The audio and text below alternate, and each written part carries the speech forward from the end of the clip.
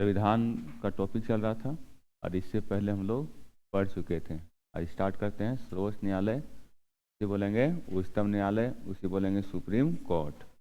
इससे पहले राष्ट्रपति तक, राष्ट्रपति का जो अध्यादेश जारी करने का अधिकार है वह 123 अनुच्छेद 123 तक हो चुका उधर है। ठीक है, चले चले हैं 124 से। सर्वोच्च न्यायालय, उच्चतम न्यायालय, इसे बोलेंगे सुप्रीम कोर्ट। अनुच्छेद 124, अनुच्छेद 124 में क्या बोलता है कि सर्वोच्च न्यायालय का गठन के बारे में दिया हुआ है। सर्वोच्च न्यायालय का गठन कितने अनुच्छेद में है? अनुच्छेद 124 में है। संविधान में भाग है, अनुच्छेद है और अनुसूची है। अनुच्छेद 124 में किसका वर्णन दिया हुआ है? सर्वोच्च न्यायालय का गठन का। सर्वोच्च न्यायालय में एक मुख्य न्यायाधीश तथा 33 अन्य न्यायाधीश है। कुल संख्या पूछा जाएगा तो 34।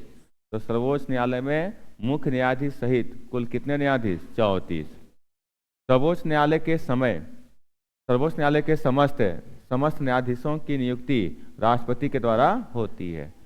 जो भी मुख्य न्यायाधीश है, अन्य न्यायाधीश है, सभी न्यायाधीशों का नियुक्ति किस द्वारा? राष्ट्रपति के द्वारा। ठीक है, शपथ भी कौन दिलाते हैं? राष्ट्रपति। नियुक्ति राष्ट्रपति द्वारा, शपथ भी राष्ट्रपति द्वारा। शपथ दिलाते हैं राष्ट्रपति।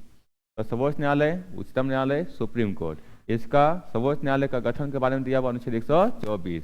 सर्वोच्च न्यायालय में एक मुख्य न्यायाधीश और 33 अन्य न्यायाधीश होंगे। कुल मिला कितना हो गया? 34।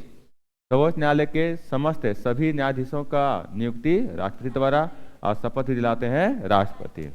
न्यायाधीशों को हटाने के लिए महाभियोग की प्रक्रिया लगाना पड़ता है। न्यायाधीशों को हटाने के लिए जो प्रक्रिया है वह कौन सी प्रक्रिया है? महाभियोग।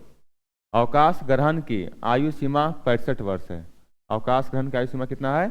65 वर्ष है। इसका न्यूनतम आयु का कोई सीमा नहीं है। ठीक है, अधिकतम आयु का दिया हुआ है 65 वर्ष। सर्वोच्च न्यायालय में न्यायाधीश बनने के लिए किसी उच्च न्यायालय में 5 साल जज या 10 साल वकील होना चाहिए। किसी उच्च न्यायालय में 5 साल जज मतलब न्यायाधीश के रूप में काम करना चाहिए और 10 साल या तो फिर 10 साल वकील होना चाहिए। किसमें? उच्च न्यायालय में। उच्च न्यायालय में 5 साल तक वह जज हो, या जज को ही बोलते न्यायाधीश, या तो फिर 10 साल का वकील का एक्सपीरियंस होना चाहिए। आगे अनुच्छेद 129 में, वो था 124, ये अनुच्छेद 129। सर्वोच्च न्यायालय एक अभिलेख न्यायालय है।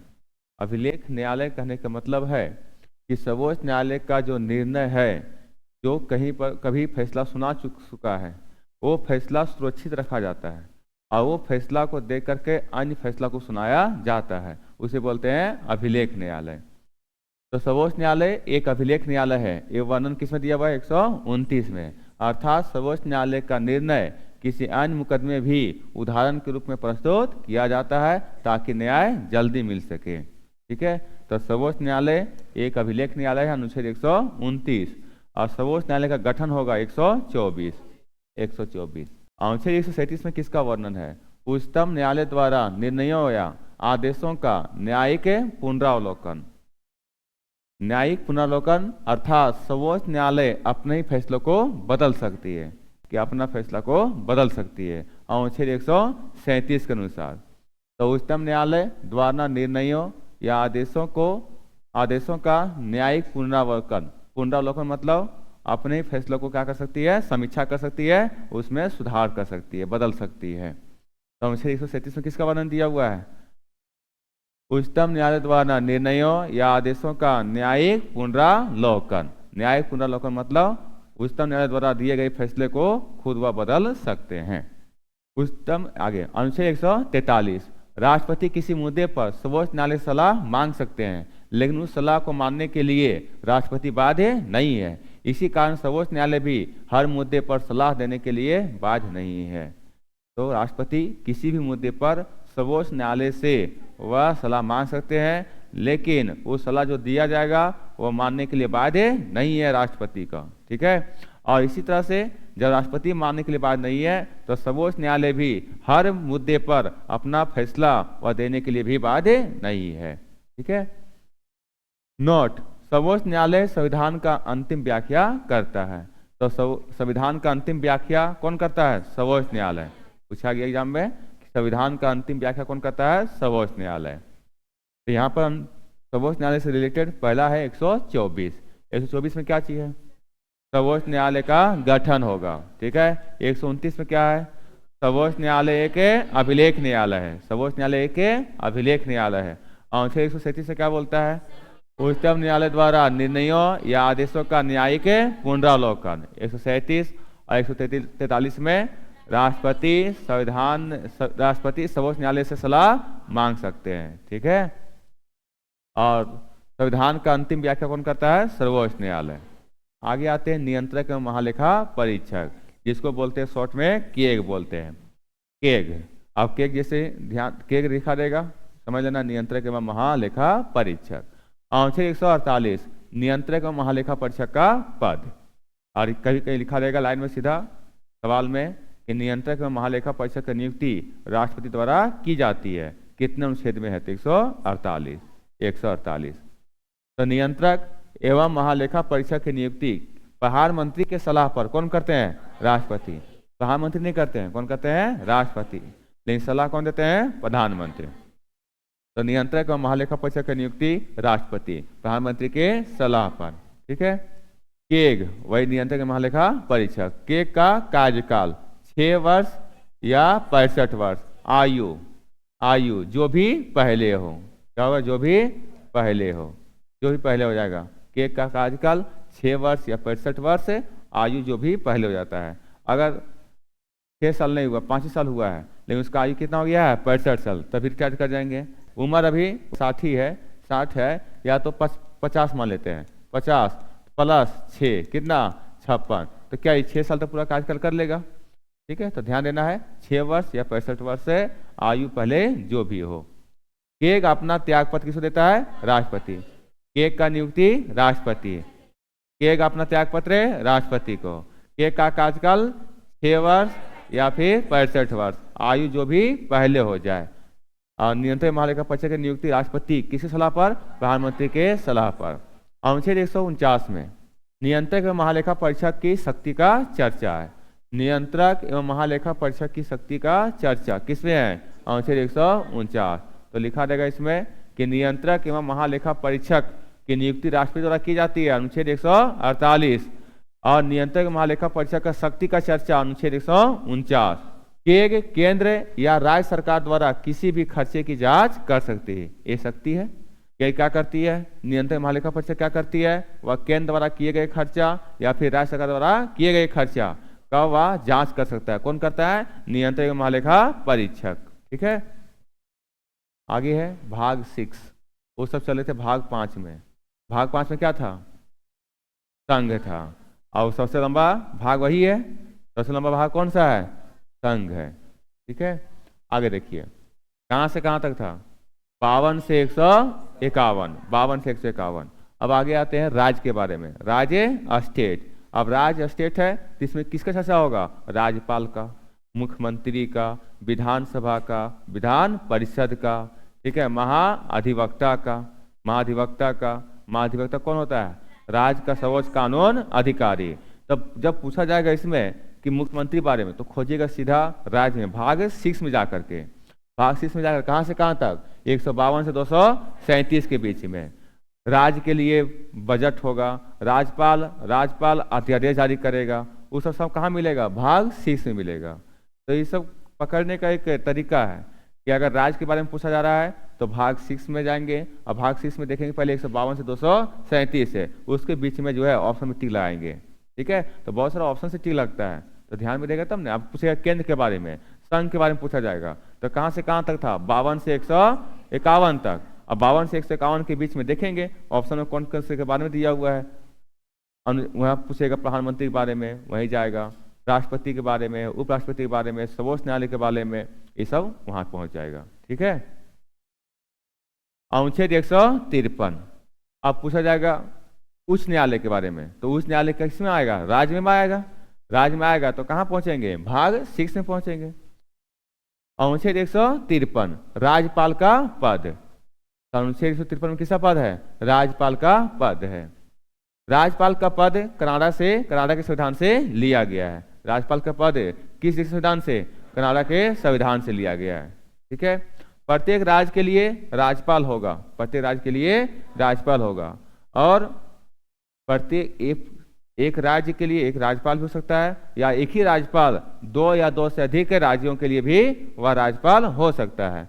दो या दो से अधिक राज्यों का भी हो सकता है। ठीक है, प्रत्येक राज्य के लिए राज्यपाल होगा 153। ये जो एरो दिया हुआ है ये ध्यान दीजिए, अगर ये नहीं दिया हुआ राज्यपाल का पद तो है, अगर सीधे दे देगा राज्यपाल, राज्यपाल प्रत्येक राज्य के लिए राज्यपाल होगा अनुच्छेद 153 के तहत। ठीक, अनुच्छेद 154, राज्य की कार्यपालिका का प्रमुख कौन होता है? राज्यपाल। किंतु राज्यपाल केवल औपचारिक प्रधान होता है, वास्तविक प्रधान कौन होता है? मुख्यमंत्री। ये किस में दिया हुआ है? 154 में। वो तो ध्यान रखना है, बहुत लोग को याद हो गया है, अभी तक की बहुत कुछ बातें याद हो गया है कि राज्यपाल की नियुक्ति, राज्यपाल राज्य की प्रमुख कार्यपालिका कौन होता है, तो ये पूछे, एक औपचारिक पूछेगा, एक पूछेगा वास्तविक। तो राज्य की कार्यपालिका का प्रमुख होता है राज्यपाल, लेकिन वास्तविक कार्यपालिका होता है, वास्तविक कार्यपालिका होता है मुख्यमंत्री। राज्यपाल क्या होते हैं? औपचारिक होते हैं। ठीक है, नाम मात्र के। औपचारिक मतलब नाम मात्र का, नाम मात्र का कार्यपालिका राज्यपाल और वास्तविक कार्यपालिका मुख्यमंत्री। ये तो बहुत लोगों को याद हो गया है, लेकिन ये ध्यान रखना है ये चर्चा किसमें दिया हुआ है? अनुच्छेद 154 में। अनुच्छेद 154 में दिया हुआ है। राज्यपाल का पद या प्रति राज्य के लिए राज्यपाल होगा 153। और राज्य की कार्यपालिका का प्रमुख है राज्यपाल होता है और वास्तविक कार्यपालिका मुख्यमंत्री होता है। ये चर्चा दिया हुआ है 154 में। आगे आते हैं 155 में। राज्यपाल की नियुक्ति प्रधानमंत्री सलाह पर राष्ट्रपति करते हैं। राष्ट्रपति करते हैं। तो राज्यपाल की नियुक्ति कौन करते हैं? राष्ट्रपति। किसकी सलाह पर? प्रधानमंत्री के सलाह पर। तो ध्यान रखना है, राज्यपाल की नियुक्ति राष्ट्रपति करते हैं प्रधानमंत्री के सलाह पर। अभी सब पढ़ लीजिए, इसके बाद में अंतिम में सिर्फ अनुच्छेद ही रहेगा, सिर्फ अनुच्छेद और संविधान संशोधन। ध्यान से पढ़िए। 153 प्रत्येक राज्य के लिए राज्यपाल। ठीक है, 154 राज्य की कार्यपालिका का प्रमुख है राज्यपाल और वास्तविक कार्यपालिका मुख्यमंत्री। ये दिया 154 में। राज्यपाल की नियुक्ति राष्ट्रपति द्वारा की जाएगी प्रधानमंत्री की सलाह पर। अनुच्छेद 155। आगे आइए 156 के बारे में। राज्यपाल का कार्यकाल निश्चित नहीं होता है, 5 साल का होता है लेकिन वह निश्चित नहीं होता है। वह राष्ट्रपति के प्रसाद पर्यंत मतलब इच्छा अनुसार अपने पद पर रहते हैं। तो मतलब ये राष्ट्रपति के प्रसाद पर्यंत करने का मतलब है उसके इच्छा अनुसार से, राष्ट्रपति के इच्छा अनुसार तक रहते हैं। लेकिन इसी उसका दिया हुआ है कितना साल तक? 5 साल तक। लेकिन जल्दी देखा जाता है कि 5 साल नहीं रहते हैं। ठीक है, अदला बदली कर देते हैं। अनुच्छेद 157 क्या था ये? 156। 156 क्या है? राज्यपाल का कार्यकाल। राज्यपाल का कार्यकाल 156। 157 दिया हुआ है राज्यपाल की योग्यताएं। राज्यपाल की योग्यताएं किस में दिया हुआ? 157 में। न्यूनतम कितना? 35 वर्ष। भारत का नागरिक हो, पागल दिवालिया ना हो और लाभ के पद पर ना हो। तो ध्यान रखना है 157 में क्या चाहिए? राज्यपाल की योग्यताएं। आगे आते हैं अनुच्छेद 159। राज्यपाल को शपथ है उच्च न्यायालय के मुख्य न्यायाधीश दिलाते हैं। ध्यान रखिएगा, राज्यपाल को शपथ कौन दिलाते हैं? हाँ, मुख्य न्यायाधीश। उच्च न्यायालय के मुख्य न्यायाधीश लिख देगा सर्वोच्च न्यायालय के मुख्य न्यायाधीश, लिख देगा राष्ट्रपति, लिख देंगे वहां पर, लिख दिया जाएगा प्रधानमंत्री, लिख दिया जाएगा और लिखा रहेगा उच्च न्यायालय के मुख्य न्यायाधीश, उच्च न्यायालय के मुख्य न्यायाधीश। तो ध्यान रखना है कि राज्यपाल को पद की शपथ दिलाते हैं उच्च न्यायालय के मुख्य न्यायाधीश। ठीक है। अनुच्छेद 161 राज्यपाल की क्षमादान की शक्ति।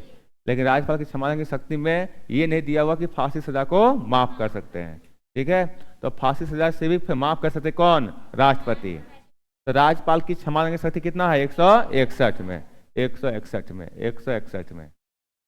चलिए फिर से एक बात यहीं पर रखते हैं इसको 161 तक और पीछे का पूछते हैं।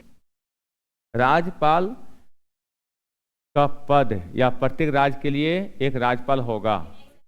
153। 154 में क्या है?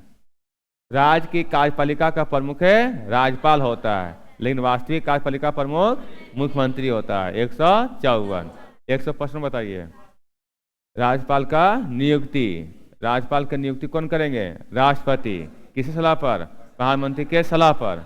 156 यहाँ पर राज्यपाल का कार्यकाल कोई निश्चित कार्यकाल नहीं होता है, वह राष्ट्रपति के प्रसाद पर्यंत तक रहते हैं। ठीक है। और 157 में योग्यताएं, राज्यपाल का योग्यताएं, न्यूनतम आयु 35 वर्ष, भारत का नागरिक होना चाहिए, लाभ के पद पर ना हो, पागल और दिवालिया ना हो। ठीक है। 157 के बाद 159 क्या था इसमें? शपथ। शपथ को लाते हैं उच्च न्यायालय के मुख्य न्यायाधीश, उच्च न्यायालय के मुख्य न्यायाधीश राज्यपाल को शपथ दिलाते हैं। और 161 में क्या है? राज्यपाल की क्षमादान की शक्ति, फांसी की सजा को माफ नहीं कर सकते हैं। ठीक है। 159 व 161। 153 में राज्यपाल का पद होगा, एक राज्य के लिए, प्रत्येक राज्य के लिए के राज्यपाल होगा। 154 राज्य की कार्यपालिका का प्रमुख है राज्यपाल होता है, किंतु राज्यपाल केवल है औपचारिक प्रधान होते हैं, नाम मात्र का। वास्तविक प्रधान कौन होते हैं? मुख्यमंत्री। राज्यपाल 155 में राज्यपाल की नियुक्ति प्रधानमंत्री की सलाह पर राष्ट्रपति करते हैं। और 156 में राज्यपाल का कार्यकाल निश्चित नहीं होता है, वह राष्ट्रपति के प्रसाद पर्यंत पद पर रहते हैं। 157 में राज्यपाल की योग्यताएं, न्यूनतम आयु 35 वर्ष। 159 में राज्यपाल को शपथ उच्च न्यायालय के मुख्य न्यायाधीश दिलाते हैं। और 161 में राज्यपाल की क्षमादान की शक्तियां, राज्यपाल फांसी की सजा को माफ नहीं कर सकते हैं, फांसी की सजा सिर्फ केवल माफ कर सकते हैं राष्ट्रपति। तो पढ़ने के साथ साथ पीछे का भी रिवीजन चाहिए। एक बार एक टॉपिक कंप्लीट कर लिए, एक बार फिर पुनः पीछे जाइए और उसको बोलने का कोशिश कीजिए, याद करने की कोशिश कीजिए, तब वो पढ़ाई होता है। ये नहीं कि बच्चों जैसा पूरा रीडिंग डाल दिए और मेरा पढ़ा वो हो गया तो बेकार हो जाएगा।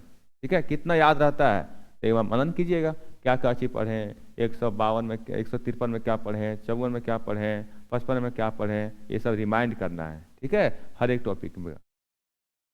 आगे आते 163। राज्यपाल को सहायता एवं सलाह देने के लिए एक मंत्री परिषद होगी, जिसके अध्यक्ष कौन होते हैं? मुख्यमंत्री होंगे। तो डायरेक्ट मुख्यमंत्री ने लिखा हुआ है, क्या लिखा हुआ है? राज्यपाल को सहायता एवं सलाह देने के लिए एक मंत्री परिषद होगी और जिसके अध्यक्ष कौन होंगे? मुख्यमंत्री होंगे। तो डायरेक्ट कहीं कहीं कोई पूछ देते हैं कि मुख्यमंत्री का चर्चा किस में दिया हुआ है? 163 में दिया है, 163 में दिया हुआ है। आगे अनुच्छेद 164, मुख्यमंत्री के सलाह पर राज्यपाल अन्य मंत्रियों की नियुक्ति करेंगे।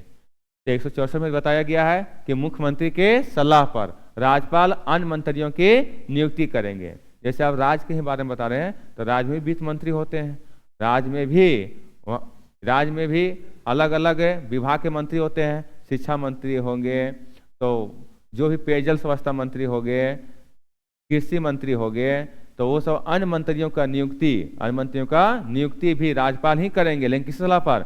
मुख्यमंत्री के सलाह पर।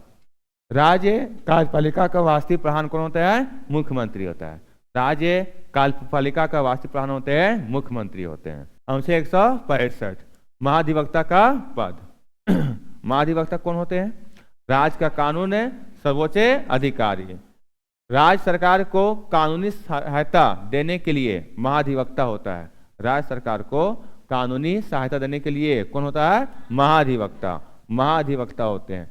महाधिवक्ता राज्य सरकार का सर्वोच्च या फिर प्रथम कानून या फिर विधि अधिकारी होता है। तो महाधिवक्ता राज्य सरकार का सर्वोच्च कानून अधिकारी या फिर प्रथम विधि अधिकारी। सर्वोच्च लिखा रहेगा चाहे प्रथम, कानून चाहे विधि। कानून मतलब ही कहते हैं विधि, विधि कहते हैं कानून कहते हैं। तो राज्य का सर्वोच्च कानून विधि अधिकारी कौन होता है? कानून या विधि अधिकारी कौन होता है? महाधिवक्ता। महाधिवक्ता का पद 165, महाधिवक्ता पद 165। और महाधिवक्ता की नियुक्ति कौन करता है? राज्यपाल। महाधिवक्ता की नियुक्ति कौन करता है? राज्यपाल। राज्यपाल। अनुच्छेद 168, विधानमंडल की चर्चा है। तो वहां पर नहीं लिखा हुआ है कि महाधिवक्ता की नियुक्ति कौन करता है, तो उसमें लिख लीजिएगा महाधिवक्ता की नियुक्ति राज्यपाल। अनुच्छेद 168 में विधानमंडल की चर्चा है। किस चर्चा है? विधानमंडल। इस तरह से केंद्र में क्या है? संसद। उसी तरह राज्य में, प्रति राज्य में क्या है? विधानमंडल। विधानमंडल राज्य के कानून बनाने का एक संस्था है। विधानमंडल में क्या होता है? कानून बनता है, राज्य किस तरह से चलेगा। ठीक है, वो सब कानून कहाँ बनता है? विधानमंडल में। विधानमंडल के 3 अंग होते हैं। विधानमंडल के 3 अंग कौन कौन? विधानसभा, विधान परिषद और राज्यपाल। प्रत्येक राज्य के लिए जरूरी नहीं है कि वहां पर विधान परिषद होना चाहिए। कुछ कुछ राज्यों में है, बहुत सारे राज्यों में विधान परिषद नहीं है। ठीक है, तो विधानमंडल के 3 अंग हैं। विधानमंडल के 3 अंग है। कौन? विधानसभा, विधान परिषद और राज्यपाल। राज्यपाल अब नहीं है, जहां पर जिस राज्य में विधान परिषद नहीं है तो विधानसभा होंगे और राज्यपाल होंगे। अनुच्छेद 169 विधान परिषद के सृजन या निर्माण की चर्चा है। क्या लिखा हुआ? दूसरा भाषण लिखा रहेगा, राज्यों में विधान परिषद का सृजन या समाप्ति। सिर्फ लिखा हुआ है कि विधान परिषद का सृजन हो सकता है, सृजन हो सकता है और इसका समाप्ति भी हो सकता है। इसका चर्चा नहीं दिया हुआ है कि कैसे कैसे विधान परिषद बनेगा, ये चर्चा नहीं दिया हुआ है, सिर्फ निर्माण और समाप्ति। 169 में, 169 171 में गड़बड़ करते हैं।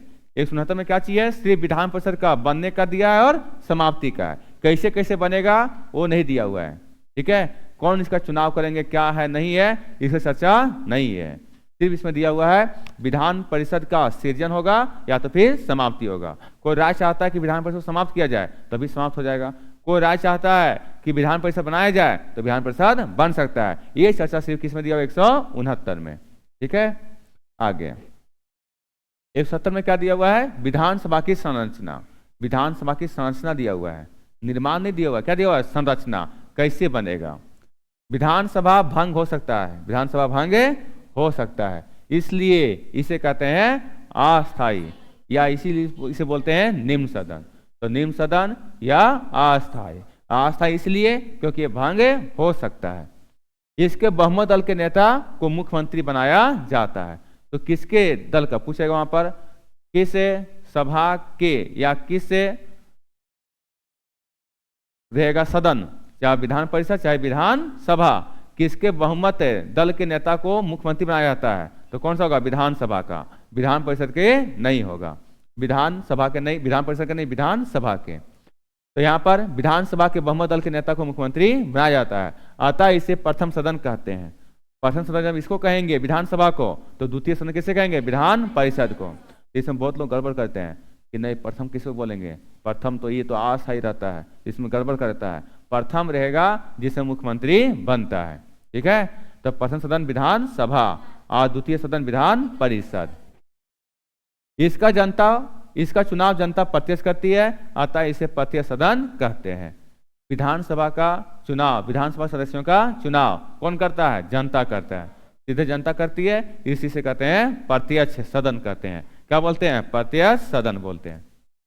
विधानसभा में अधिकतम सीटों की संख्या कितना? 550 और न्यूनतम सीटों की संख्या 60। विधानसभा में अधिकतम सीटों की संख्या कितना होता है? 500 और न्यूनतम सीटों की संख्या 60 होती है, 60 होती है। आगे आते हैं अनुच्छेद 171। तो विधानसभा का संरचना कैसे हुआ, तय हुआ कि विधानसभा का सदस्य चुनाव कौन करता है? सीधे जनता करती है, इसलिए उसको कहते हैं प्रत्यक्ष सदन कहते हैं। और इसके बहुमत दल को नेता को बनाता है मुख्यमंत्री, इसलिए इसे कहते हैं प्रथम सदन बोलते हैं। ठीक है, और इसके सदस्यों का जो कार्यकाल होता है आगे पढ़ेंगे, अभी आगे पढ़ेंगे। अभी पढ़िए अनुच्छेद 171। 169 और 171 दोनों में किसका बातें हैं? विधान परिषद का। लेकिन 169 खाली बोल दिया गया कि इसमें निर्माण हो सकता है और समाप्ति हो सकता है, लेकिन संरचना ये क्या दिया हुआ है? संरचना कैसे कैसे बनेगा वो दिया 171 में। इसका चुनाव जनता इसे अप्रत्यक्ष रूप से करते हैं। जनता इसे क्या करते हैं? अप्रत्यक्ष रूप से करते हैं, अप्रत्यक्ष रूप से करते हैं, अतः इसे अप्रत्यक्ष सदन कहते हैं। ठीक है, तो ध्यान रखिएगा इसमें जनता सीधे भाग नहीं लेते हैं, जनता द्वारा चुने गए प्रतिनिधि भाग लेते हैं, मतलब विधानसभा के सदस्य भाग लेते हैं, और भी लोग भाग लेते हैं, लेकिन सीधे जनता भाग नहीं लेते हैं। ठीक है, इसलिए से कहते हैं आप प्रत्यक्ष सदन कहते हैं। इसका विघटन भंग नहीं हो सकता है, इसका विघटन मतलब भंग नहीं हो सकता है, अतः इसे उस सदन या उसे कहते हैं अस्थायी। अस्थायी कौन? विधानसभा, विधान परिषद अस्थायी। इसकी अधिकतम संख्या विधानसभा सदस्य का कितना? संख्या के 1/3 होती है। जितना विधानसभा सदस्य है उस राज्य में, उस राज्य का विधान परिषद में कितना सीट हो सकती है? जितना उस राज्य का विधानसभा सीट है उसका 1/3 अधिकतम उतनी हो सकती है। उससे कम भी हो सकती है लेकिन उससे अधिक नहीं हो सकती है। कितना अधिक? 1/3 से अधिक नहीं हो सकती है। विधानसभा के सदस्यों की संख्या के 1/3 से अधिक नहीं हो सकती है। आगे इसमें न्यूनतम न्यूनतम कितना होगा? 40। नहीं लिखा हुआ है, लिख लीजिएगा। न्यूनतम कितना होगा? 40। विधान परिषद में न्यूनतम 40 और विधानसभा में न्यूनतम 60। लेकिन विधानसभा में अपवाद है। मिजोरम, गोवा, सिक्किम, ये सब क्या चीज है? अपवाद है। मिजोरम और गोवा में कितना कितना सीट है? विधानसभा सीट 40 और सिक्किम में 32 है। औंचे 172 सदनों की अवधि, और सदनों अवधि मतलब विधानसभा और विधान परिषद। ठीक है, विधान परिषद का कार्यकाल कितना वर्ष? 6 वर्ष। अब विधानसभा कार्यकाल 5 वर्ष। कितना दिया हुआ है? 172। फिर से बोलिए, 163 में क्या दिया हुआ है? राज्यपाल को सलाह देने के लिए एक मंत्री परिषद होगी जिसके अध्यक्ष है मुख्यमंत्री होंगे। 163। ठीक है, 163 के बाद क्या चीज था उसमें? मुख्यमंत्री के सलाह पर राज्यपाल अन्य मंत्रियों की नियुक्ति करेंगे। ठीक है, उसमें बताएं कि वित्त मंत्री होंगे, कृषि मंत्री होंगे, शिक्षा मंत्री होंगे राज्य के लिए। ठीक है, और 163 बाद 165। 165 क्या था? महाधिवक्ता। 165 क्या था? महाधिवक्ता। 165 महाधिवक्ता। ठीक है, और सीधे पहुंचिए 168 में। 168 में क्या चाहिए? विधानमंडल। विधानमंडल। ठीक है, और विधानमंडल के कितने अंग? 3 अंग। कौन कौन? विधानसभा, विधान परिषद और राज्यपाल। 169 में क्या था? विधान परिषद का निर्माण या फिर समाप्ति। 170 में क्या था? विधानसभा की संरचना। विधानसभा की संरचना। 171 में क्या था? विधान परिषद की संरचना। विधान परिषद की संरचना। निर्माण, निर्माण पूछा जाएगा तो सृजन या निर्माण पूछा जाएगा तो 169 किसका? विधान परिषद का। और विधान परिषद का संरचना 171। ठीक है, 172 में क्या चाहिए? सदनों की अवधि। विधान परिषद का 6 साल और विधानसभा कार्यकाल 5 वर्ष। 173 में विधानमंडल के सदस्यों की योग्यता। क्या योग्यता होनी चाहिए? विधानसभा के लिए न्यूनतम आयु कितना वर्ष? 25 वर्ष। और विधान परिषद के लिए न्यूनतम आयु 30 वर्ष। तो यहाँ योग्यता में बहुत कुछ आता है, लेकिन इसमें सिर्फ हम लिए क्या लिए हैं? उम्र लिए हैं। ठीक है, तो विधानसभा के लिए कार्यकाल न्यूनतम आयु कितना वर्ष? 25 वर्ष।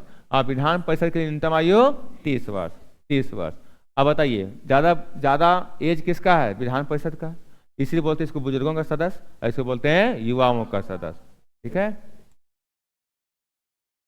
आगे आते हैं अनुच्छेद 213 राज्यपाल का अध्यादेश। राज्य विधायिका के सत्र में नहीं रहने पर राज्यपाल अध्यादेश जारी कर सकता है। राज्यपाल अध्यादेश जारी कर सकता है कब? जब सत्र नहीं चल रहा होगा। ठीक है, और ये कितने अनुच्छेद के तहत? 213 के तहत। उसी तरह से पढ़ते हम लोग राष्ट्रपति के बारे में 123 के बारे में। अनुच्छेद 123 के तहत राष्ट्रपति अध्यादेश जारी करेंगे और 213 के तहत राज्यपाल अध्यादेश जारी करेंगे। आगे आते हैं 214 सभी राज्यों के लिए एक उच्च न्यायालय की व्यवस्था होगी। सभी राज्यों में एक उच्च न्यायालय होगा। प्रत्येक राज्य के लिए एक राज्यपाल होगा। 153 प्रत्येक राज्य के लिए एक राज्यपाल होगा। 153। ठीक है, और प्रत्येक राज्य के लिए एक उच्च न्यायालय होगी। 214। ठीक है, वर्तमान में भारत में कुल कितने उच्च न्यायालय? 25। तो एक ही उच्च न्यायालय पर 2 राज्यों या 2 से अधिक राज्यों का कार्य चल सकता है। ठीक है, लेकिन ये व्यवस्था किया गया है कि प्रत्येक राज्यों के लिए एक उच्च न्यायालय होगा। तो जरूरी नहीं है कि सभी राज्यों में उच्च न्यायालय ही है, सभी राज्यों में नहीं है। अगर रहता तो अभी 28 राज्य है तो 28 तो रहता, साथ में केंद्र शासित प्रदेश कितना है? 8, तो 8 में रहेगा। सभी केंद्र शासित प्रदेश में उच्च न्यायालय नहीं है। किसमें है? दिल्ली में है। दिल्ली हो गया और जम्मू कश्मीर। दिल्ली और जम्मू कश्मीर। और किसी में है क्या? और नहीं है, दिल्ली और जम्मू कश्मीर। ठीक है, एक होता है खंडपीठ। क्या होता है? खंडपीठ। खंडपीठ खंडपीठ क्या होता है इसमें कि अगर बड़ा राज्य है, जनसंख्या ज्यादा है, और ज्यादा है तो उसमें ब्रांच खोल दिया जाता है। एक यहाँ पर होगा और दूसरा यहाँ पर। वही राज्य में 2 जगह बना दिया जाता है। तो जैसे वहां पर होता है उत्तर प्रदेश, क्या चाहिए? उत्तर प्रदेश, उसकी जनसंख्या बहुत ज्यादा है, ज्यादा है, तो एक इलाहाबाद में उसका खंडपीठ है और दूसरा एक लखनऊ में है, ठीक है, तो दो जगह है। तो खंडपीठ किसे कहते हैं? ब्रांच मान लीजिएगा, ब्रांच, ठीक है। आगे चलते हैं 226 अनुच्छेद 226 के तहत उच्च न्यायालय भी 5 प्रकार की रिट जारी कर सकता है। ये उच्च न्यायालय भी, अब भी करने का मतलब है कि और भी कोई काम किया है। कौन किया है? सर्वोच्च न्यायालय। सर्वोच्च न्यायालय भी रिट जारी करता है और उच्च न्यायालय भी रिट जारी करता है। सर्वोच्च न्यायालय अनुच्छेद 32 के तहत और उच्च न्यायालय 226 के तहत। कितने तरह का रिट है? 5 तरह का रिट। कौन कौन रिट है पता है? बंदी प्रत्यक्षीकरण, आगे परमादेश, आगे अधिकार परीक्षा लेख, उसका आगे उत्प्रेषण और उसका आगे प्रतिषेध, ठीक है। 5 प्रकार का ये रिट जारी कर सकते हैं। कब जारी कर सकते हैं? जब मौलिक अधिकार का हनन होता है, कोई व्यक्ति उसमें अपील करता है, तो उसके लिए 5 तरह का रिट जारी कर सकते हैं। आगे आते हैं भाग 8। भाग 8। अब भाग 8 कहां से कहां तक? 239 से 242। किसी केंद्र शासित प्रदेश के बारे में पूछा जाएगा तो पहुंचेगा भाग 8 में, ठीक है। ये खोजने का तरीका है ना कि हमको खोजना है क्या चीज के बारे में? केंद्र शासित प्रदेश में। कहां पहुंचेंगे? भाग 8 में। अनुच्छेद कहां से कहां देखेंगे? 239 से 242। 239 से 242 केंद्र शासित प्रदेश के बारे में है, यूनियन टेरिटरी के बारे में है। अनुच्छेद 239 क्या बोलता है कि केंद्र शासित प्रदेशों का प्रशासन राष्ट्रपति द्वारा होगा। केंद्र शासित प्रदेशों का प्रशासन किसके द्वारा? राष्ट्रपति द्वारा होगा। या तो फिर लिखा रहेगा केंद्र शासित प्रदेशों में केंद्र का सीधा नियंत्रण रहता है। केंद्र शासित प्रदेशों में सीधा नियंत्रण किसका रहता है? केंद्र का रहता है, केंद्र का रहता है।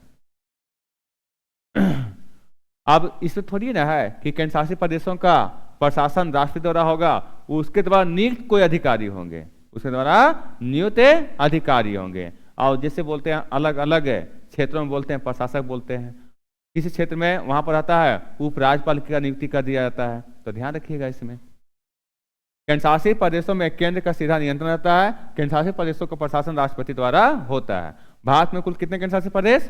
8 है। भारत में कुल 8 केंद्र शासित प्रदेश है। उसमें से पहला अंडमान निकोबार, दूसरा लक्षद्वीप, तीसरा दिल्ली, चौथा चंडीगढ़, पांचवा पुदुचेरी, छठा दादरा नगर हवेली और आगे दमन दीव साथ में मिला दिया गया है। दादरा नगर हवेली और दमन दीव को मिला दिया गया है। और उसके आगे जम्मू कश्मीर और उसके आगे लद्दाख। जम्मू कश्मीर और लद्दाख केंद्र शासित प्रदेश के रूप में कब इसको बनाया गया? 2019। 2019 और ये लागू हो गया 31 अक्टूबर 2019 से।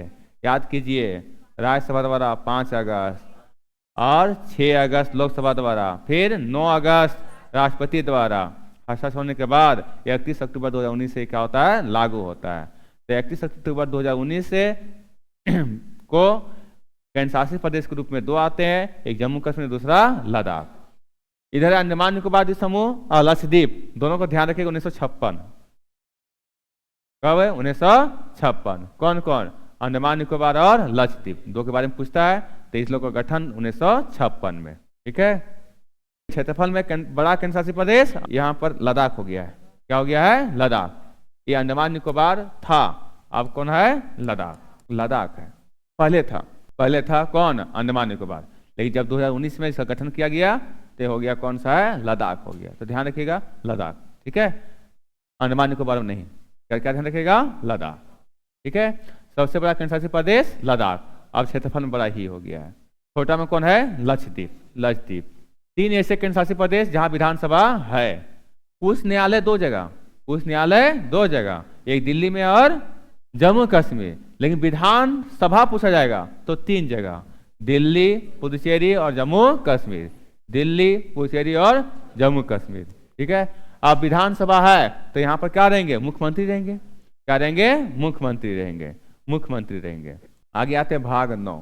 भाग 9 अनुच्छेद 243 के का से लेकर 243 से ना तक, या फिर अनुच्छेद 243 का ए से 243 का ओ तक, का खा गा घा अंगा, ठीक है। आप उसी तरह से लेकर के कहाँ तक? ना तक। और फिर 243 का ए से ओ तक, चाहे ये बोलिए चाहे ये बोलिए, चाहे ये लिखा रहेगा चाहे ये लिखा रहेगा, ठीक। बलवंत राय मेहता समिति, कौन मेहता है?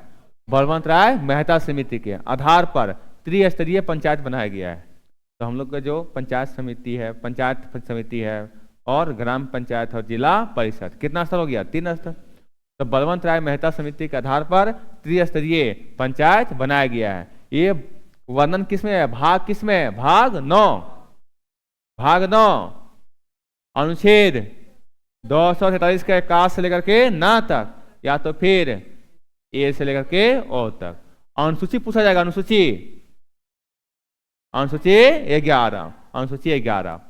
बलवंत राय मेहता समिति के आधार पर त्रिस्तरीय पंचायत बनाया गया है। गांव स्तर पर ग्राम पंचायत, ब्लॉक स्तर उसे बोलते हैं प्रखंड स्तर पर कौन होगा? पंचायत समिति, और जिला स्तर पर जिला परिषद।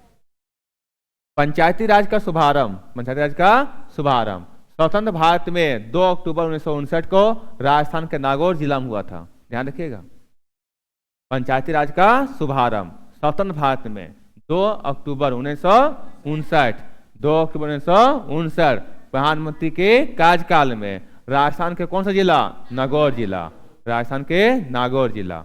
पंचायत का सदस्य बनने के लिए न्यूनतम आयु सीमा कितना? 21 वर्ष। ये अनुच्छेद किसमें दिया हुआ है?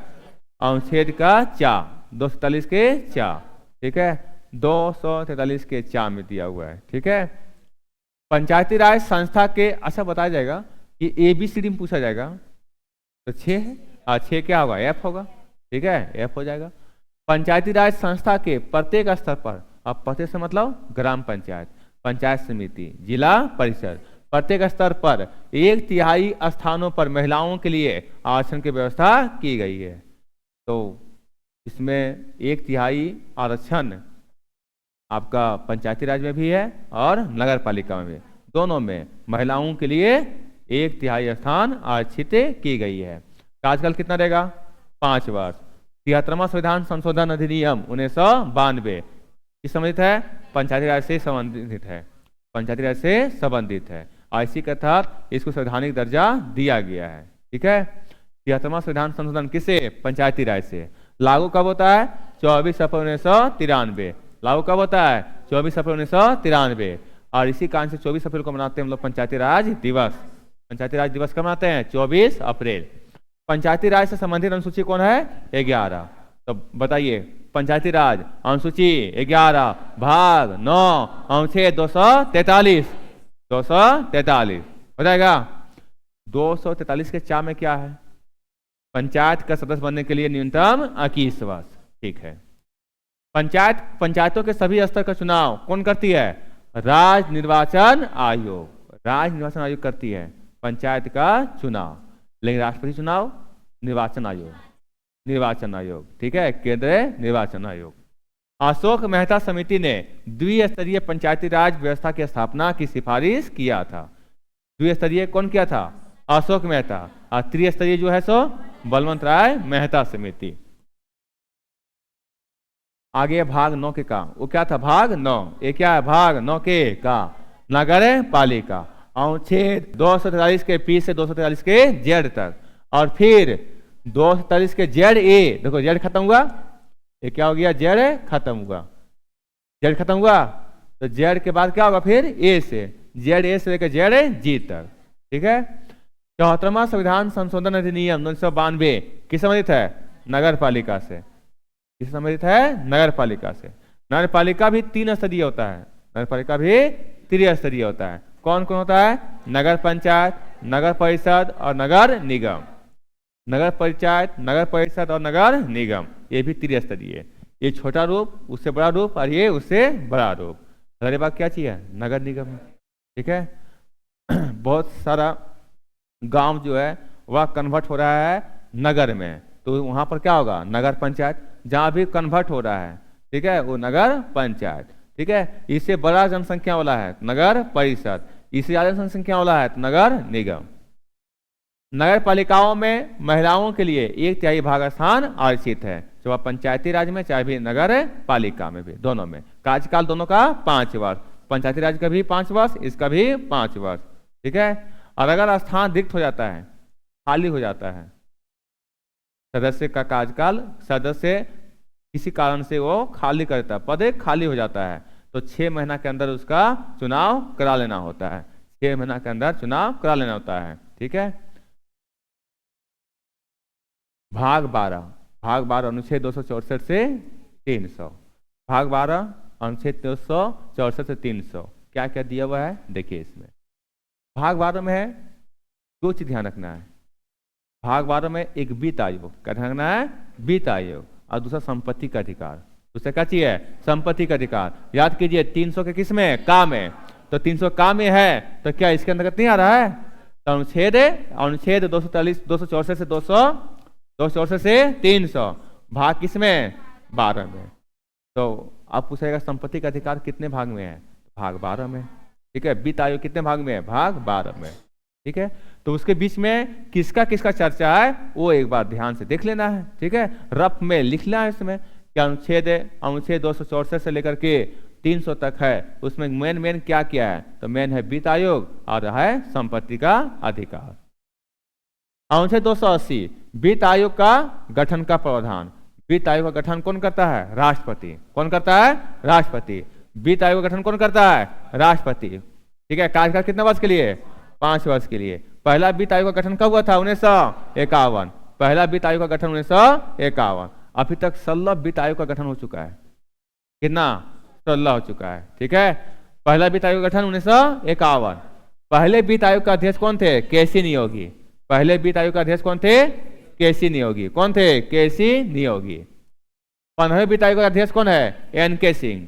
15वें वित्त आयोग का अध्यक्ष एन के सिंह। पहले वित्त आयोग का अध्यक्ष केसी नियोगी और 16वें वित्त आयोग का अध्यक्ष अरविंद पनघड़िया। 15वें में कौन थे, एन के सिंह, और 15वें में भी है अभी चल ही रहा है, और 16वें का अरविंद पनघड़िया। 16वें वित्त आयोग का अध्यक्ष अरविंद पनघड़िया। अभी तक कितने वित्त आयोग का गठन हो चुका है, 16। कितने साल के लिए होता है, प्रत्येक आयोग का अध्यक्ष का कार्यकाल 5 वर्ष। कितना हो जाएगा, 5 वर्ष। अनुच्छेद 300 के का, बाकी सब छोड़ दिए, इंपॉर्टेंट नहीं था, छोड़ दिए हैं। संपत्ति का अधिकार। संपत्ति का अधिकार पहले मौलिक अधिकार था, अब क्या हो गया है, कानूनी अधिकार या तो फिर विधिक अधिकार। कानूनी अधिकार या तो फिर विधिक अधिकार।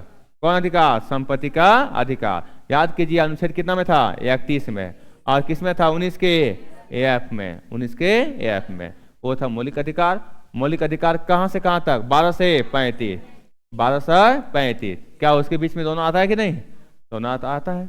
ये मौलिक अधिकार नहीं है, अब हो गया है विधिक अधिकार या कानूनी अधिकार। कहां रखा गया, 300 के काम में। कितने भाग में, भाग 12 में। बताए भाग 12 में 2 चीज पढ़े, कौन कौन, वित्त आयोग और दूसरा संपत्ति का अधिकार। ठीक है, भाग 12 में। आगे आते हैं भाग 14, अनुच्छेद 308 से 323 तक है। अब भाग 14 में पढ़ेंगे संघ एवं राज्य लोक सेवा आयोग। तो संघ एवं राज्य लोक सेवा आयोग कितने भाग में, भाग 14 में। भाग 14 में अखिल भारतीय सेवा की स्थापना। ध्यान समझिए, अनुच्छेद 312 में क्या है, अखिल भारतीय सेवा की स्थापना। यूपीएससी कंडक्ट करवाती है एग्जाम, और वो कंडक्ट करवाती है आईएएस के लिए, आईपीएस के लिए, वो सब होता है। ठीक है, आईएफएस के लिए और आईआरएस के लिए, जितना भी है वो यूपीएससी कंडक्ट करवाती है। केंद्र सरकार द्वारा ये आयोजित है। कौन, यूपीएससी। और एक एसएससी है, स्टाफ सिलेक्शन कमीशन। तो ये सभी केंद्र सरकार के द्वारा नियुक्त करवाने वाले एक संस्था है, कर्मचारियों को नियुक्त करने वाला एक संस्था है, वो संस्था है। और वही यूपीएससी के माध्यम से आते हैं आईएएस। क्या आते हैं, आईएएस सबसे ऊंचा रैंक वाले, उससे नीचे रैंक वाले आईपीएस। तो आईएएस, आईपीएस और आईएफएस, 3 चीज, 3 पद, आईएएस, आईपीएस और आईएफएस। ये तीनों वो कंडक्ट करवाती यूपीएससी, लेकिन ये तीनों अंतर्गत आती है अखिल भारतीय सेवा के अंतर्गत। अखिल भारतीय सेवा के अंतर्गत 3 पद, मात्र 3 पद। कौन कौन, आईएएस, आईपीएस और आईएफएस। ठीक है, इसी कारण से ज्यादा महत्व है ये। तो आईएएस का ट्रेनिंग होता है मसूरी में। कहाँ होता है, मसूरी में होता है। आईपीएस का होता है हैदराबाद में। कहाँ होता है, हैदराबाद में। और आईएफएस ये इंडियन फॉरेस्ट सर्विस, फॉरेस्ट है। और वन संरक्षण है, वन है हम लोग का। वन अनुसंधान केंद्र कहाँ है, देहरादून। वन अनुसंधान केंद्र कहाँ है, देहरादून। तो इसका भी ट्रेनिंग कहाँ होगा, देहरादून। तो तीनों का ध्यान रखिएगा, ये आईएएस, आईपीएस और आईपीएस। किसके अंदर आएगा? अखिल भारतीय सेवा। अखिल भारतीय सेवा के अंतर्गत 3 पद, कौन कौन? IAS, IPS और IFS। ठीक है, आगे आते हैं। अखिल भारतीय सेवा का स्थापना कंडक्ट करवाएगी UPSC, और ये विभाग में किस में आएंगे? अखिल भारतीय सेवा के अंतर्गत। आगे आते हैं अनुच्छेद 315, संघ एवं राज्यों के लिए लोक सेवा आयोग की स्थापना। संघ और राज्य के लिए, राज्यों के लिए लोक सेवा आयोग की स्थापना। तो हो जाएगा संघ लोक सेवा आयोग और राज्य लोक सेवा आयोग। संघ रहेगा तो संघ लोक सेवा आयोग जोड़ दीजिए, और राज्य रहेगा तो राज्य लोक सेवा आयोग जोड़ दीजिए। संघ लोक सेवा आयोग के अध्यक्ष की नियुक्ति कौन करते हैं? राष्ट्रपति। संघ लोक सेवा आयोग के अध्यक्ष की नियुक्ति राष्ट्रपति। संघ लोक सेवा का आयोग का कार्यकाल 6 वर्ष या 65 वर्ष, जो भी पहले पूरा हो। पहले थे नियंत्रक एवं महालेखा परीक्षक, उसका भी 6 वर्ष या 65 वर्ष, जो भी पहले पूरा हो। उसी तरह से संघ लोक सेवा आयोग के सदस्यों का कार्यकाल 6 वर्ष या 65 वर्ष, जो भी पहले पूरा हो। राज्य लोक सेवा आयोग का अध्यक्ष की नियुक्ति कौन करता है? राज्यपाल। तो ध्यान रखना है, संघ लोक सेवा आयोग का अध्यक्ष की नियुक्ति राष्ट्रपति, और राज्य लोक सेवा आयोग का अध्यक्ष की नियुक्ति राज्यपाल। कौन करेंगे? राज्यपाल। राज्य लोक सेवा आयोग का कार्यकाल कितना वर्ष? 6 वर्ष या फिर 62 वर्ष, और उसका कितना था? 65 वर्ष। तो ध्यान रखना है, संघ लोक सेवा आयोग के सदस्य का कार्यकाल 6 वर्ष या 65 वर्ष, जो भी पहले हो, और राज्य लोक सेवा आयोग का कार्यकाल 6 वर्ष या 62 वर्ष, जो भी पहले हो। संघ लोक सेवा आयोग के अध्यक्ष की नियुक्ति राष्ट्रपति, राज्य लोक सेवा आयोग के अध्यक्ष की नियुक्ति राज्यपाल। कौन करेंगे? राज्यपाल। देखिए, एक होता यहाँ पर लिख दिया था सिर्फ लोक सेवा, क्या लिख दिया था? लोक सेवा, और लिखा था लोक सेवा का कार्यकाल कितने वर्षों के लिए। तो वहां पर ऑप्शन में 6 वर्ष, 5 वर्ष सब दिया था। यहाँ समझ लिया क्या चीज? लोकसभा समझ लिया। तो लोकसभा है क्या? ये क्या है? लोक सेवा है। लोक सेवा है तो लोक सेवा 6 वर्ष, लोकसभा का ना 5 वर्ष है। आगे भाग 15, कितना भाग है? भाग 15। और इसमें क्या चीज है? निर्वाचन या फिर चुनाव।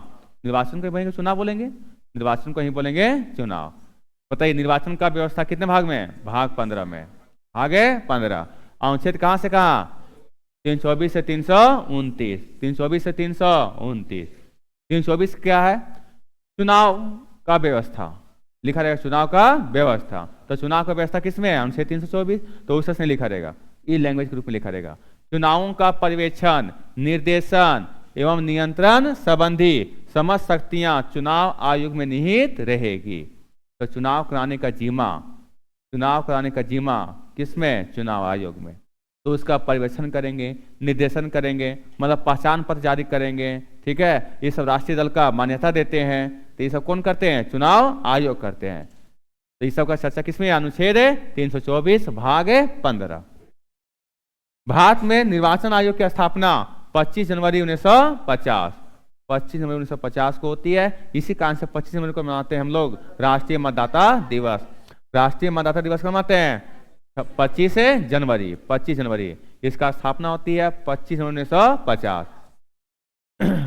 चुनाव आयोग के 3 सदस्य हैं। चुनाव आयोग में कितने सदस्य हैं? 3 सदस्य, एक मुख्य चुनाव आयोग और 2 अन्य चुनाव आयोग। ठीक है, तो एक है मुख्य चुनाव आयोग और दूसरा है अन्य चुनाव आयोग। अभी मुख्य चुनाव आयुक्त कौन है? राजीव कुमार। कौन है? राजीव कुमार। ठीक है, निर्वाचन आयोग की नियुक्ति प्रधानमंत्री के सलाह पर राष्ट्रपति करते हैं। कौन करते हैं? राष्ट्रपति करते हैं। निर्वाचन आयोग की नियुक्ति कौन करते हैं? राष्ट्रपति। किसके सलाह पर? प्रधानमंत्री के सलाह पर। तो प्रधानमंत्री सलाह देते हैं नियंत्रक एवं महालेखा परीक्षक को चुनने, नियुक्ति करने के लिए, और राज्यपाल का भी नियुक्ति के सलाह में कौन देते हैं? प्रधानमंत्री देते हैं। और इधर है आपका निर्वाचन आयोग। निर्वाचन आयोग के सदस्य का नियुक्ति में कौन सलाह देते हैं? प्रधानमंत्री। किसको सलाह देते हैं? राष्ट्रपति को। कार्यकाल कितना वर्ष? 6 वर्ष। इसका भी कार्यकाल कितना वर्ष? 6 वर्ष। ठीक है, सेवानिवृत्ति कितना वर्ष? 65 वर्ष। तो यहाँ भी रहेगा कि 6 वर्ष या फिर 65 वर्ष, जो भी पहले आयु पूरा कर लिया हो। और अन्य चुनाव आयुक्त का कितना वर्ष? 62 वर्ष। अन्य चुनाव आयुक्त का 62 वर्ष, और सिर्फ मुख्य चुनाव आयुक्त का 65 वर्ष। त्याग पत्र किसको देते हैं? राष्ट्रपति। तो चुनाव आयोग की नियुक्ति कौन करते हैं? राष्ट्रपति। त्याग पत्र चुनाव आयोग के सदस्य किसको देते हैं? राष्ट्रपति को। आगे आते हैं, प्रथम चुनाव आयुक्त कौन है? सुकुमार सेन। प्रथम चुनाव आयुक्त कौन है? सुकुमार सेन। प्रथम चुनाव आयुक्त कौन थे? सुकुमार सेन। निर्वाचन आयोग, निर्वाचन आयोग क्या करता है? राष्ट्रपति, उपराष्ट्रपति, लोकसभा, राज्यसभा, विधानसभा, विधान परिषद का चुनाव या निर्वाचन करवाती है। तो बताइए इसमें किसका किसका चुनाव? राष्ट्रपति, उपराष्ट्रपति, राष्ट्रपति, उपराष्ट्रपति, फिर यहाँ पर लोकसभा के सदस्य, राज्यसभा के सदस्य, विधानसभा के सदस्य, विधान परिषद के सदस्य, ये सब चुनाव कौन करवाती है? निर्वाचन आयोग। अब सर इसमें प्रधानमंत्री नहीं है, इसमें मुख्यमंत्री नहीं है, प्रधानमंत्री और मुख्यमंत्री का चुनाव नहीं होती है, उस सबका नियुक्ति होती है, क्योंकि प्रधानमंत्री लोकसभा के बहुमत दल का नेता होते हैं और मुख्यमंत्री विधानसभा के बहुमत दल के नेता होते हैं। ठीक है, तो यहाँ पर प्रधानमंत्री और मुख्यमंत्री का क्या होता है? नियुक्ति होता है, उसका निर्वाचन नहीं होता है। बहुमत दल के नेता चुने जाते हैं, कौन कौन? प्रधानमंत्री और मुख्यमंत्री। लोकसभा के बहुमत दल का नेता प्रधानमंत्री और विधानसभा के बहुमत दल के नेता मुख्यमंत्री। तो ध्यान रखना है। पंचायत तथा नगर पालिका, क्या यहाँ पर पंचायत नगर पालिका है? क्या नहीं है। पंचायत तथा नगर पालिका का चुनाव कौन करवाती है? राज्य निर्वाचन आयोग। राज्य निर्वाचन आयोग। प्रधानमंत्री तथा मुख्यमंत्री का निर्वाचन नहीं होती है, बल्कि क्या होती है? नियुक्ति होती है, बल्कि नियुक्ति होती है। चुनाव समाप्त होने के 48 घंटा पहले, क्या लिखा हुआ है? चुनाव समाप्त होने से पहले। चुनाव समाप्त होने से पहले कितना घंटा पहले? 48 घंटा पहले, या जब प्रारंभ होगा, जब प्रारंभ होगा तो 36 घंटा पहले प्रचार प्रसार को रोक दिया जाता है। इसमें गड़बड़ करता है, ऑप्शन में 48 भी देता है और 36 भी देता है, लेकिन 48 किस सेंस में दिएगा? कब दिया जाएगा? कब ऑप्शन होगा 48? जब लिखा रहेगा चुनाव समाप्त होने के कितना घंटा पहले। चुनाव समाप्त होने के कितना घंटा पहले? 48 घंटा पहले प्रचार प्रसार को रोक दिया जाता है। या फिर लिखा रहेगा चुनाव प्रारंभ होने से पहले कितना घंटा पहले? 36 घंटा पहले चुनाव प्रचार को रोक दिया जाता है।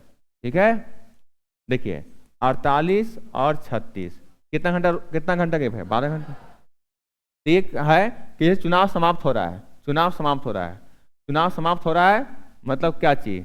वो वोटिंग डालने का, वोटिंग डालने का। तो वोटिंग डालने का जो समय है उसको देख लीजिए, कितना बजे खत्म हो रहा है? 5 बजे खत्म हो रहा है, उससे 28 घंटा पहले। या देखिए कि जब स्टार्ट हो रहा है, वोटिंग जब स्टार्ट हो रहा है तो उससे कितना घंटा पहले? 36 घंटा पहले।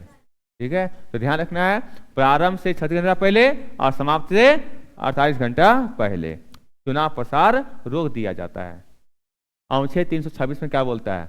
लोकसभा तथा विधानसभाओं में चुनाव व्यस्क मताधिकार के आधार पर होगा। मतलब वोट डालने का अधिकार व्यस्क लोग करेंगे। कौन करेंगे? व्यस्क लोग। तो वोट कौन देंगे? लोकसभा विधानसभा में व्यस्क लोग। अब व्यस्क किसको माना गया है? 18 वर्ष।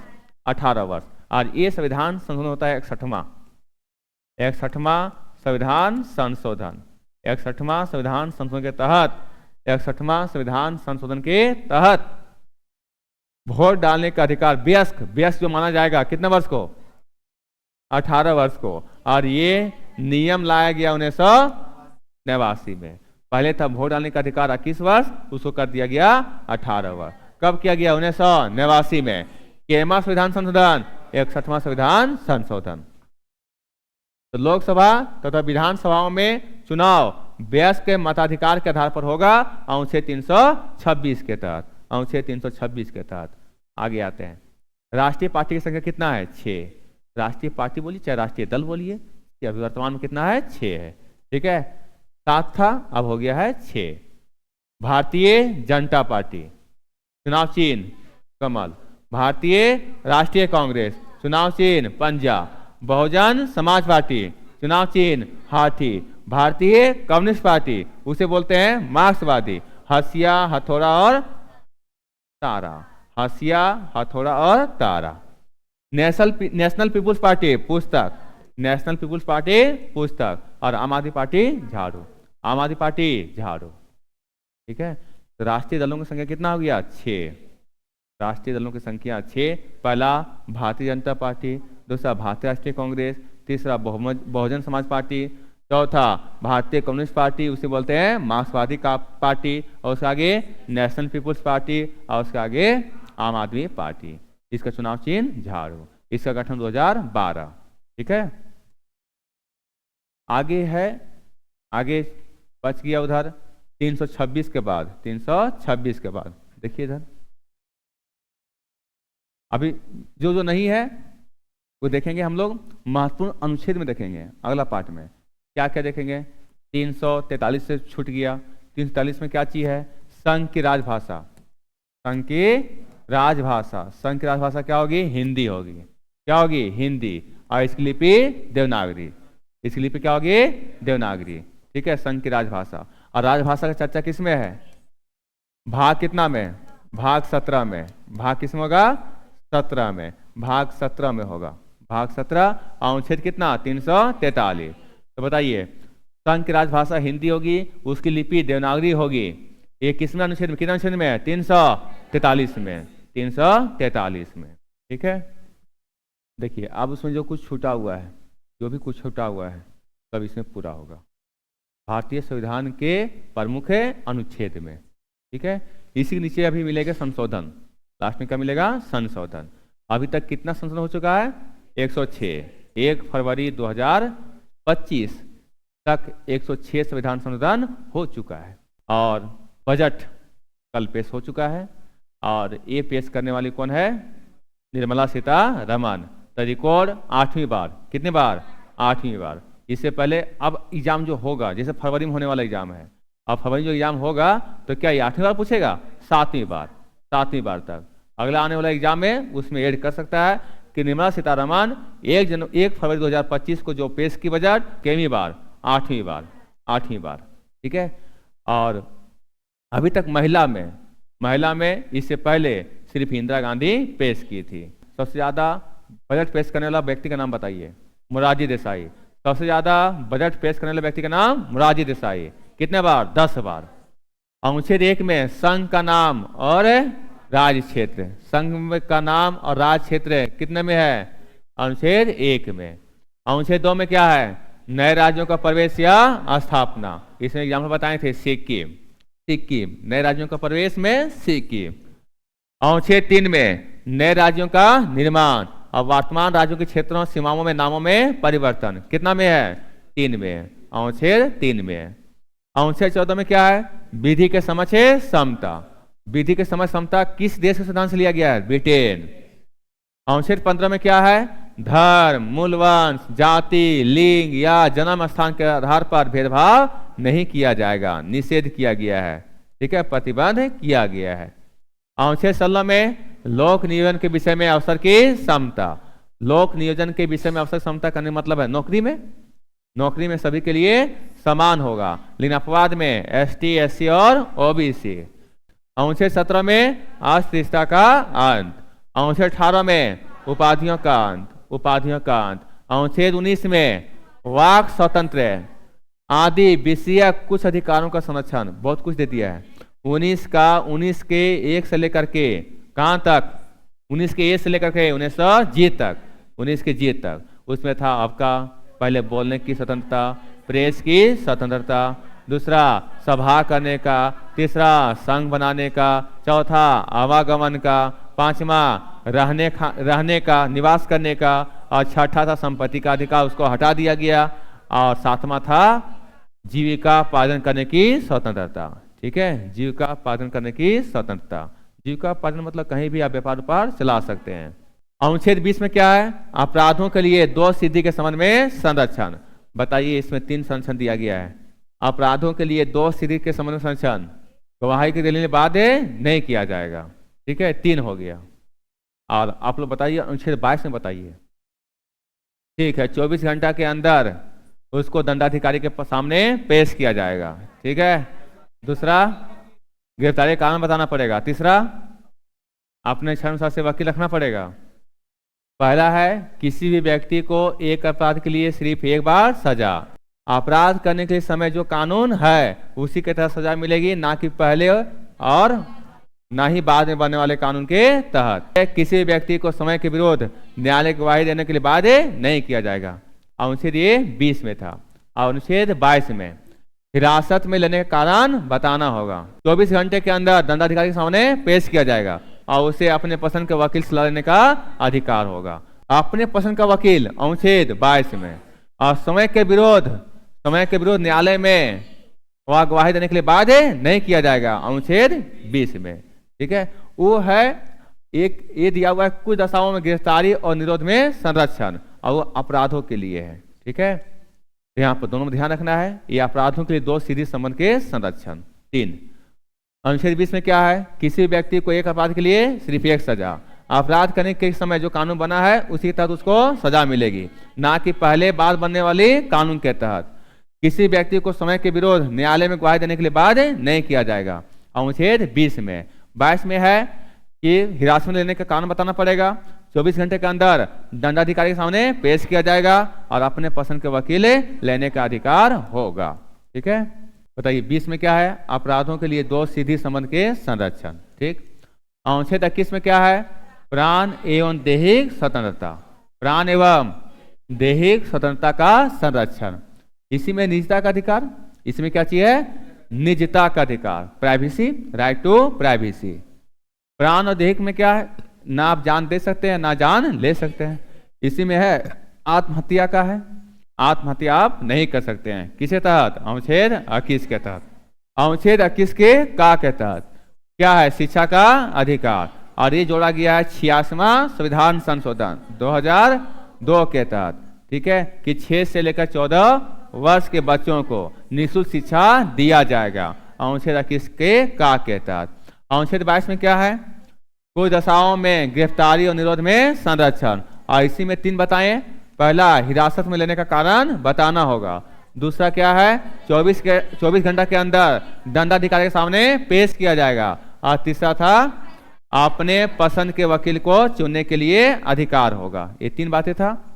अनुच्छेद 23 में मानव के दुर्व्यापार और बलात्श्रम का प्रतिषेध, मतलब मानव का खरीद बिक्री पर रोक है। ठीक है, अब बल दे के काम नहीं करवा सकते हैं, जबरन काम नहीं करवा सकते हैं। ठीक है, बंधुआ मजदूरी। आगे आते हैं अनुच्छेद 24, कारखानों आदि में बालकों के नियोजन का प्रतिषेध। कितने वर्ष, 14 वर्ष। 14 वर्ष से कम आयु के बच्चों को कल कारखानों में आप नियुक्ति नहीं कर सकते हैं। ठीक है, ये सब निषेध किया गया है 24। तो 23 और 24 शोषण के विरुद्ध अधिकार, इन है अनुच्छेद 23 और 24। ठीक है, 14 से 18 क्या था, समानता का अधिकार, समता या समानता का अधिकार। 14 से 18 में समता या समानता का अधिकार। देखिए यहाँ पर समानता क्या बता रहा है, यहाँ पर विधि के समय समानता, सभी के लिए समान कानून होगा। धर्म, मूल, वंश, जाति, लिंग या जन्म स्थान के भेदभाव पर निषेध है। यही हो गया समता की बात किया जा रहा है। अनुच्छेद 16 में लोक नियोजन के विषय में अवसर की समता, नौकरी प्राप्त करने में सभी के लिए समान अवसर दिया जाएगा। लेकिन यहाँ पर कर दिया है अपवाद में ST, SC और OBC। अनुच्छेद 17 में अस्पृश्यता का, अनुच्छेद 18 में उपाधियों का कि आप कोई भी उपाधि धारण नहीं कर सकते हैं। ठीक है, और इसी के तहत दिया जाता है भारत रत्न, पद्म श्री, पद्म भूषण, ये सब किसके अंतर्गत, अनुच्छेद 18 के अंतर्गत। ठीक है, आगे आते हैं 25 में। अब 25 से 28 क्या, 25 से 28 धार्मिक स्वतंत्रता का अधिकार, अंतःकरण की और धर्म की अबाध रूप से मानने, आचरण और प्रचार करने की स्वतंत्रता है। तो धर्म, किसी भी धर्म को मान सकते हैं और प्रचार प्रसार कर सकते हैं, अनुच्छेद 25। ठीक है, और भी है 26, 27, 28 उसी संबंधित है। ठीक है, आगे आते हैं अनुच्छेद 29, अल्पसंख्यक वर्गों के हितों का संरक्षण। अल्पसंख्यक वर्गों के हितों का संरक्षण, इसमें अल्पसंख्यक कहने का मतलब है मुस्लिम हो जाएगा, ईसाई हो जाएगा, सिख हो जाएगा, बौद्ध हो जाएगा, ये सब किस, जैन हो जाएगा, ये सब हो जाएगा अल्पसंख्यक। ठीक है, तो अल्पसंख्यक वर्गों के हितों का संरक्षण। आगे अनुच्छेद 32, इस भाग द्वारा प्रदत्त अधिकारों को प्रवर्तित कराने के लिए उपचार संवैधानिक उपचारों का अधिकार। अनुच्छेद 32 में क्या है, संवैधानिक उपचारों का अधिकार, और संवैधानिक उपचारों का अधिकार को डॉक्टर भीम अम्बेडकर ने संविधान की आत्मा कहा है। ठीक है, संविधान की आत्मा कहा है। संविधान की कुंजी कहते हैं प्रस्तावना को, संविधान की कुंजी प्रस्तावना को। और अनुच्छेद 32 के तहत ही अगर किसी का मौलिक अधिकार छीन लिया जाता है तो वो व्यक्ति सीधे कहाँ जा सकता है, सुप्रीम कोर्ट जा सकता है। किसके तहत, अनुच्छेद 32 के तहत। और उच्च न्यायालय जा सकता है 226 के तहत। उच्च न्यायालय जा सकता है 226 के तहत और अनुच्छेद 32 के तहत सर्वोच्च न्यायालय। अनुच्छेद 40 में क्या है? ग्राम पंचायतों का संगठन। ग्राम पंचायतों का संगठन, तो ग्राम पंचायतों का संगठन मतलब ग्राम पंचायत के बारे में दिया गया है। ये मौलिक कर्तव्य हैं, नीति निर्देशक सिद्धांत के अंतर्गत है, नीति निर्देशक सिद्धांत के अंतर्गत है, ये मौलिक अधिकार के अंतर्गत नहीं था। ठीक है। अनुच्छेद 42 में काम की न्याय संगत और मनवांचित दशाओं का तथा प्रसूति सहायता का उपबंध, प्रसूति सहायता का उपबंध किसने दिया है? 42 में। 42 में आगे आते हैं अनुच्छेद 44 में, नागरिकों के लिए एक समान सिविल संहिता, सभी नागरिकों के लिए एक जैसा कानून होगा। अनुच्छेद 44 में बात दिया गया है। तो ये पूछा जाता है कि नागरिकों के लिए समान सिविल संहिता लागू करने वाला पहला राज्य कौन सा है? ये है, पहले से चालू था गोवा में, लेकिन उत्तराखंड हो गया। ये समान यूसीसी अपनाने वाला पहला राज्य कौन सा है? उत्तराखंड। यूसीसी अपनाने वाला पहला राज्य कौन सा जगह? उत्तराखंड। ठीक है। पहले तो था, पहले किस में था? गोवा में। तो गोवा एकमात्र राज्य था, पहले से था, लेकिन अब से जब नियम बना यूसीसी का, उसमें से पहला राज्य लागू करने वाला कौन सा है? तो उत्तराखंड है। अनुच्छेद 48 कृषि एवं पशुपालन का संगठन, अनुच्छेद 48 के तहत। तो बताइए कृषि एवं पशुपालन का संगठन किसमें दिया है? अनुच्छेद 48 में, कृषि एवं पशुपालन का संगठन। लेकिन इसमें 48 का क्या जोड़ दिया गया है? क्या जोड़ दिया गया है? पर्यावरण का संरक्षण तथा संवर्धन और वन तथा वन जीवों की रक्षा। अनुच्छेद 48 के काम में 1976 में जोड़ा गया है। कब जोड़ा गया है? 1976। 42वां संविधान संशोधन। 42वां संविधान संशोधन कहते हैं लघु संविधान। क्या बोलते हैं? लघु संविधान। लघु संविधान बोलते हैं। तो दोनों ध्यान रखिए इसमें, 42, 44, 48, 48 का पढ़िए इसको अच्छा से। 42 में क्या है?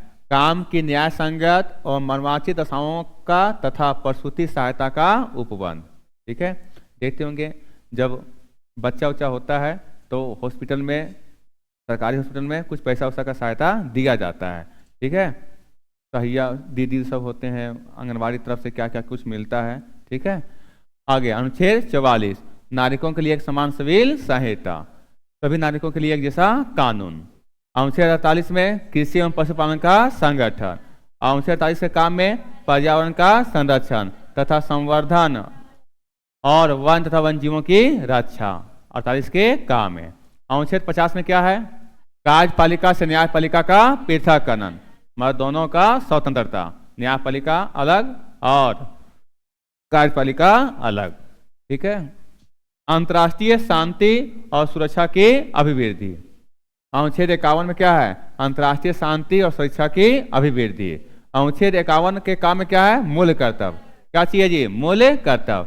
भाग कितना? भाग 4 के काम में, भाग 4 के काम में, अनुच्छेद 51 के काम में। कब जोड़ा गया? 1976। 42वां संविधान संशोधन। किस देश संविधान से? रूस के संविधान से। अनुच्छेद 52 में क्या है?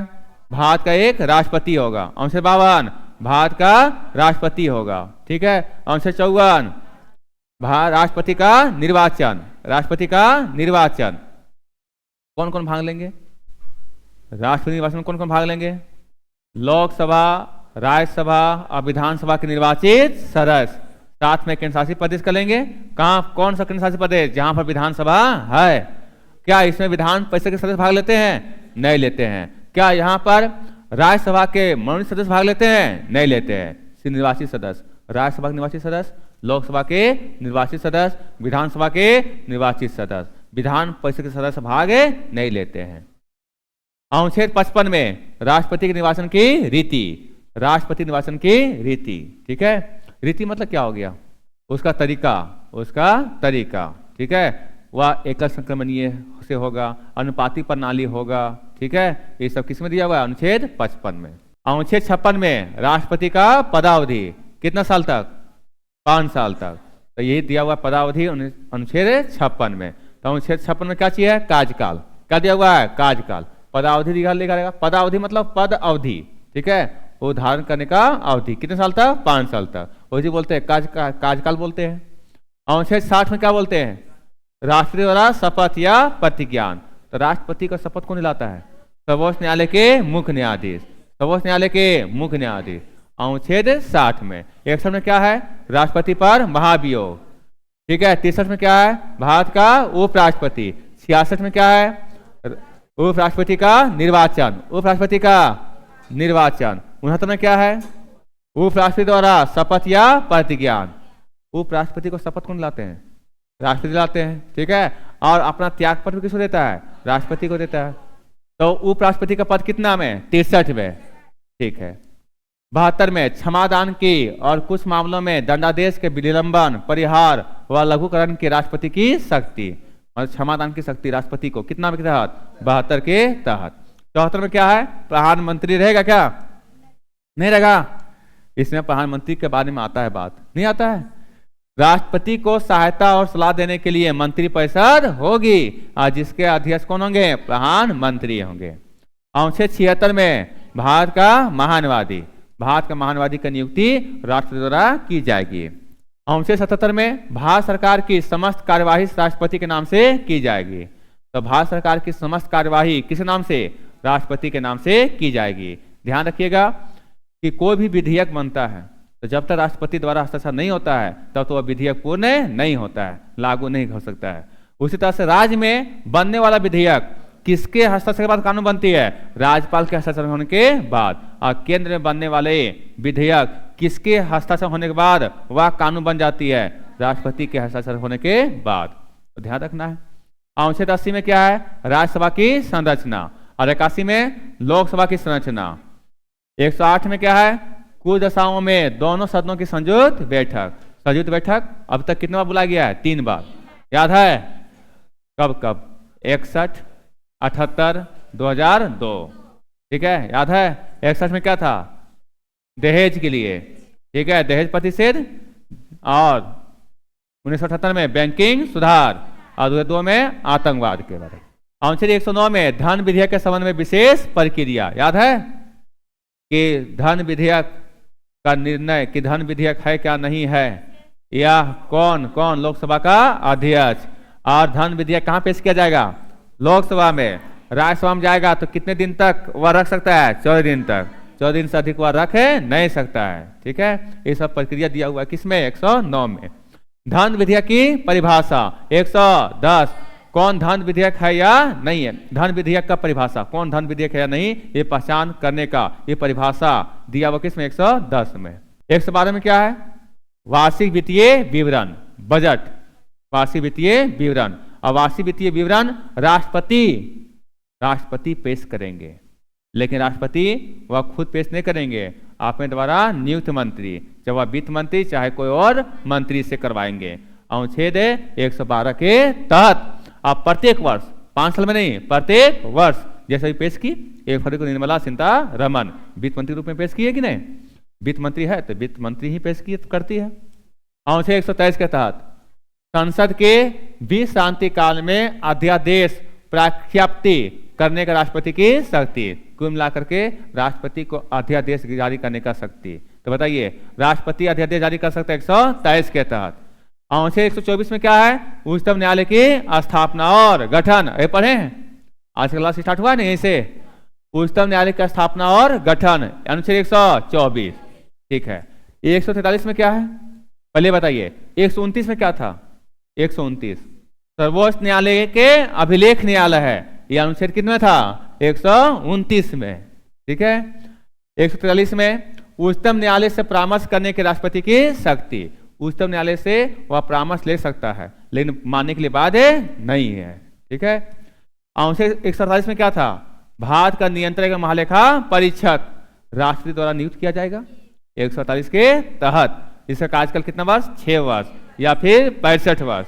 6 वर्ष या 65 वर्ष। या केंद्र सरकार और राज्य सरकार द्वारा खर्चे की जांच करता है। अनुच्छेद 153 में क्या था? राज्यों के लिए के राज्यपाल, राज्यों का राज्यपाल, राज्यों का राज्यपाल, राज्यपाल की नियुक्ति राष्ट्रपति द्वारा प्रधानमंत्री के सलाह पर। 155 में क्या था? राज्यपाल की नियुक्ति, राज्यपाल का नियुक्ति। ठीक है। राज्यपाल का बाद 153 राज्यपाल की नियुक्ति राष्ट्रपति करेंगे 155। 156 में क्या है? राज्यपाल की पदावधि। राज्यपाल का कार्यकाल कितने साल तक? कोई निश्चित कार्यकाल नहीं होता है, लेकिन जनरली होता है कि 5 साल तक रखा जाएगा, लेकिन उसको पहले भी हटा सकते हैं, राष्ट्रपति हटा सकते हैं। 157 राज्यपाल नियुक्त होने के लिए योग्यताएं। क्या जगह? योग्यताएं। न्यूनतम आयु कितना वर्ष? 35 वर्ष। भारत का नागरिक होना चाहिए, लाभ के पद पर ना हो, पागल व दिवालिया ना हो। 159 में क्या है? राज्यपाल द्वारा शपथ या प्रतिज्ञान। राज्यपाल शपथ लेंगे, उच्च न्यायालय के मुख्य न्यायाधीश उसको शपथ दिलाएंगे 159 में। 161 में क्षमादान। क्षमादान की शक्ति किसको? राज्यपाल को। राज्यपाल को। राज्यपाल फांसी सजा को माफ नहीं कर सकते हैं, राष्ट्रपति कर सकते हैं। 163 163 में क्या है? राज्यपाल को सहायता और सलाह देने के लिए एक मंत्री परिषद का गठन होगा और इसके अध्यक्ष कौन होंगे? मुख्यमंत्री। 165 में राज्य का महाधिवक्ता। राज्य का महाधिवक्ता। 168 में राज्यों के विधानमंडलों के गठन का प्रावधान। विधानमंडल के कितने अंग? 3 अंग। विधानसभा, विधान परिषद और राज्यपाल। 169 राज्यों में विधान परिषद का सृजन या समाप्ति का प्रावधान। बस सृजन या समाप्ति, इसमें संरचना नहीं, इसमें संरचना नहीं होगा। संरचना किसमें? 171 में। विधानसभा की संरचना कितना? 170। और 171 में क्या है? विधान परिषद की संरचना। चलिए आगे 213 में। 213 जल्दी बताइए। 213 राज्यपाल अध्यादेश जारी कर सकता है, एक 213 के तहत। और 127 राष्ट्रपति अध्यादेश। 214 में क्या था? राज्यों के लिए उच्च न्यायालय। और वर्तमान में कितने उच्च न्यायालय? 25। कौन कौन सा केंद्र शासित प्रदेश में उच्च न्यायालय है? दिल्ली और जम्मू कश्मीर। 226 में क्या था? उच्च न्यायालय को रीट जारी करने का अधिकार। ठीक है, उच्च न्यायालय को, उच्चतम न्यायालय को रीट जारी करने का अधिकार 32। 233 जिला न्यायाधीशों की नियुक्ति का प्रावधान। जिला न्यायाधीशों, राज्य में उच्च न्यायालय और जिला में भी तो जिला में तो न्यायालय होता है, उसको उच्च न्यायालय बोलेंगे, जिला न्यायालय बोलते हैं। क्या बोलते हैं? जिला न्यायालय। ठीक है, आगे 239 संघ राज्य क्षेत्रों का प्रशासन। याद कीजिए 239 संघ राज्य क्षेत्रों का प्रशासन किसके द्वारा? राष्ट्रपति द्वारा किया जाएगा। और केंद्र शासित प्रदेशों को सीधा नियंत्रण किस पर? केंद्र सरकार का होगा, केंद्र सरकार का होगा। अनुच्छेद 239। अनुच्छेद 267 में क्या है? आकस्मिकता निधि। आकस्मिक निधि का ये चर्चा दिया हुआ 267 में। आकस्मिक निधि होता है कि कोई मतलब जैसे बाढ़ उड़ आ गया, उस सब के लिए तत्काल फंड की आवश्यकता होती है, तो उसके लिए एक व्यवस्था किया गया है आकस्मिक निधि। जो भी पैसा उसकी जरूरत पड़ता है इस निधि से निकाल दिया जाता है। निधि मतलब होता है खजाना। निधि मतलब क्या होता है? खजाना। 280 वित्त आयोग। वित्त आयोग राष्ट्रपति प्रत्येक 5वें वर्ष में एक वित्त आयोग का गठन करेगी अनुच्छेद 280 के तहत। याद कीजिए 280 था और पढ़े थे 300 के का संपत्ति के अधिकार रखा गया है। ठीक है, अनुच्छेद 300 के काम में क्या है? संपत्ति का अधिकार। 312 में क्या है? अखिल भारतीय सेवाएं। 3 पद था, IAS, IPS और IFS। 315 में क्या है? संघ और राज्यों के लिए लोक सेवा आयोग का गठन होगा। ठीक है, 315 के तहत संघ लोक सेवा आयोग का कार्यकाल कितना वर्ष? 6 वर्ष या फिर 65 वर्ष। और राज्य लोक सेवा आयोग का कार्यकाल 6 वर्ष या 62 वर्ष। 6 वर्ष या 62 वर्ष। संघ लोक सेवा आयोग के अध्यक्ष की नियुक्ति राष्ट्रपति। राज्य लोक सेवा आयोग के अध्यक्ष की नियुक्ति राज्यपाल। अनुच्छेद 324 याद कीजिए निर्वाचन, चुनाव। निर्वाचनों के अधीक्षण, निर्देशन और नियंत्रण का निर्वाचन आयोग में होना निहित होगी। ये राष्ट्रपति, उपराष्ट्रपति, लोकसभा और विधान, लोकसभा, राज्यसभा, विधानसभा और विधान परिषद, वो सब चुनाव कौन करवाएगी? राज्य निर्वाचन नहीं, निर्वाचन आयोग। पंचायत नगर पालिका का चुनाव कौन करवाएगी? राज्य निर्वाचन आयोग। राज्य निर्वाचन आयोग और निर्वाचन आयोग वो सब केंद्र लेवल का। राज्य के लेवल का भी, लेकिन कौन सा? विधानसभा और विधान परिषद। पंचायत वाला और नगर पालिका को छोड़ करके। ठीक है, 326 में क्या है? लोकसभा राज्यों की विधानसभाओं के लिए निर्वाचनों का वयस्क मताधिकार के आधार पर होगा। निर्वाचन किसके आधार पर होगा? वयस्क मताधिकार के आधार पर होगा। और इसका वयस्क वोट देने का अधिकार 18 वर्ष। और ये व्यवस्था किया गया 1989 में। 61वां संविधान संशोधन। ठीक है, पहले वोट देने का अधिकार कितने साल तक था? 21 साल में था, अब हो गया है 18 वर्ष। ठीक है, ये किए थे राजीव गांधी। कौन किए थे? राजीव गांधी। राजीव गांधी के समय में अनुच्छेद 330 लोकसभा में अनुसूचित जातियों अनुसूचित जनजातियों के लिए स्थानों का आरक्षण। देखिए क्या चाहिए, अनुच्छेद 30 है, 330 है, 330 लोकसभा में SC ST का आरक्षण, लोकसभा में SC ST का आरक्षण। और यहाँ पर अनुच्छेद 332 विधानसभा में SC ST का आरक्षण। बताइए बड़ा कौन है? लोकसभा। तो पहले 330 आएगा, तो 330 में किसका है? लोकसभा में SC ST का आरक्षण। और 332 में किसका है? राज्यसभा में, राज्य विधानसभा में SC ST का आरक्षण। एक था 331 और 333 जिसको हटा दिया गया। ठीक है, इसे पढ़ना नहीं है। 331 और 333 में क्या था?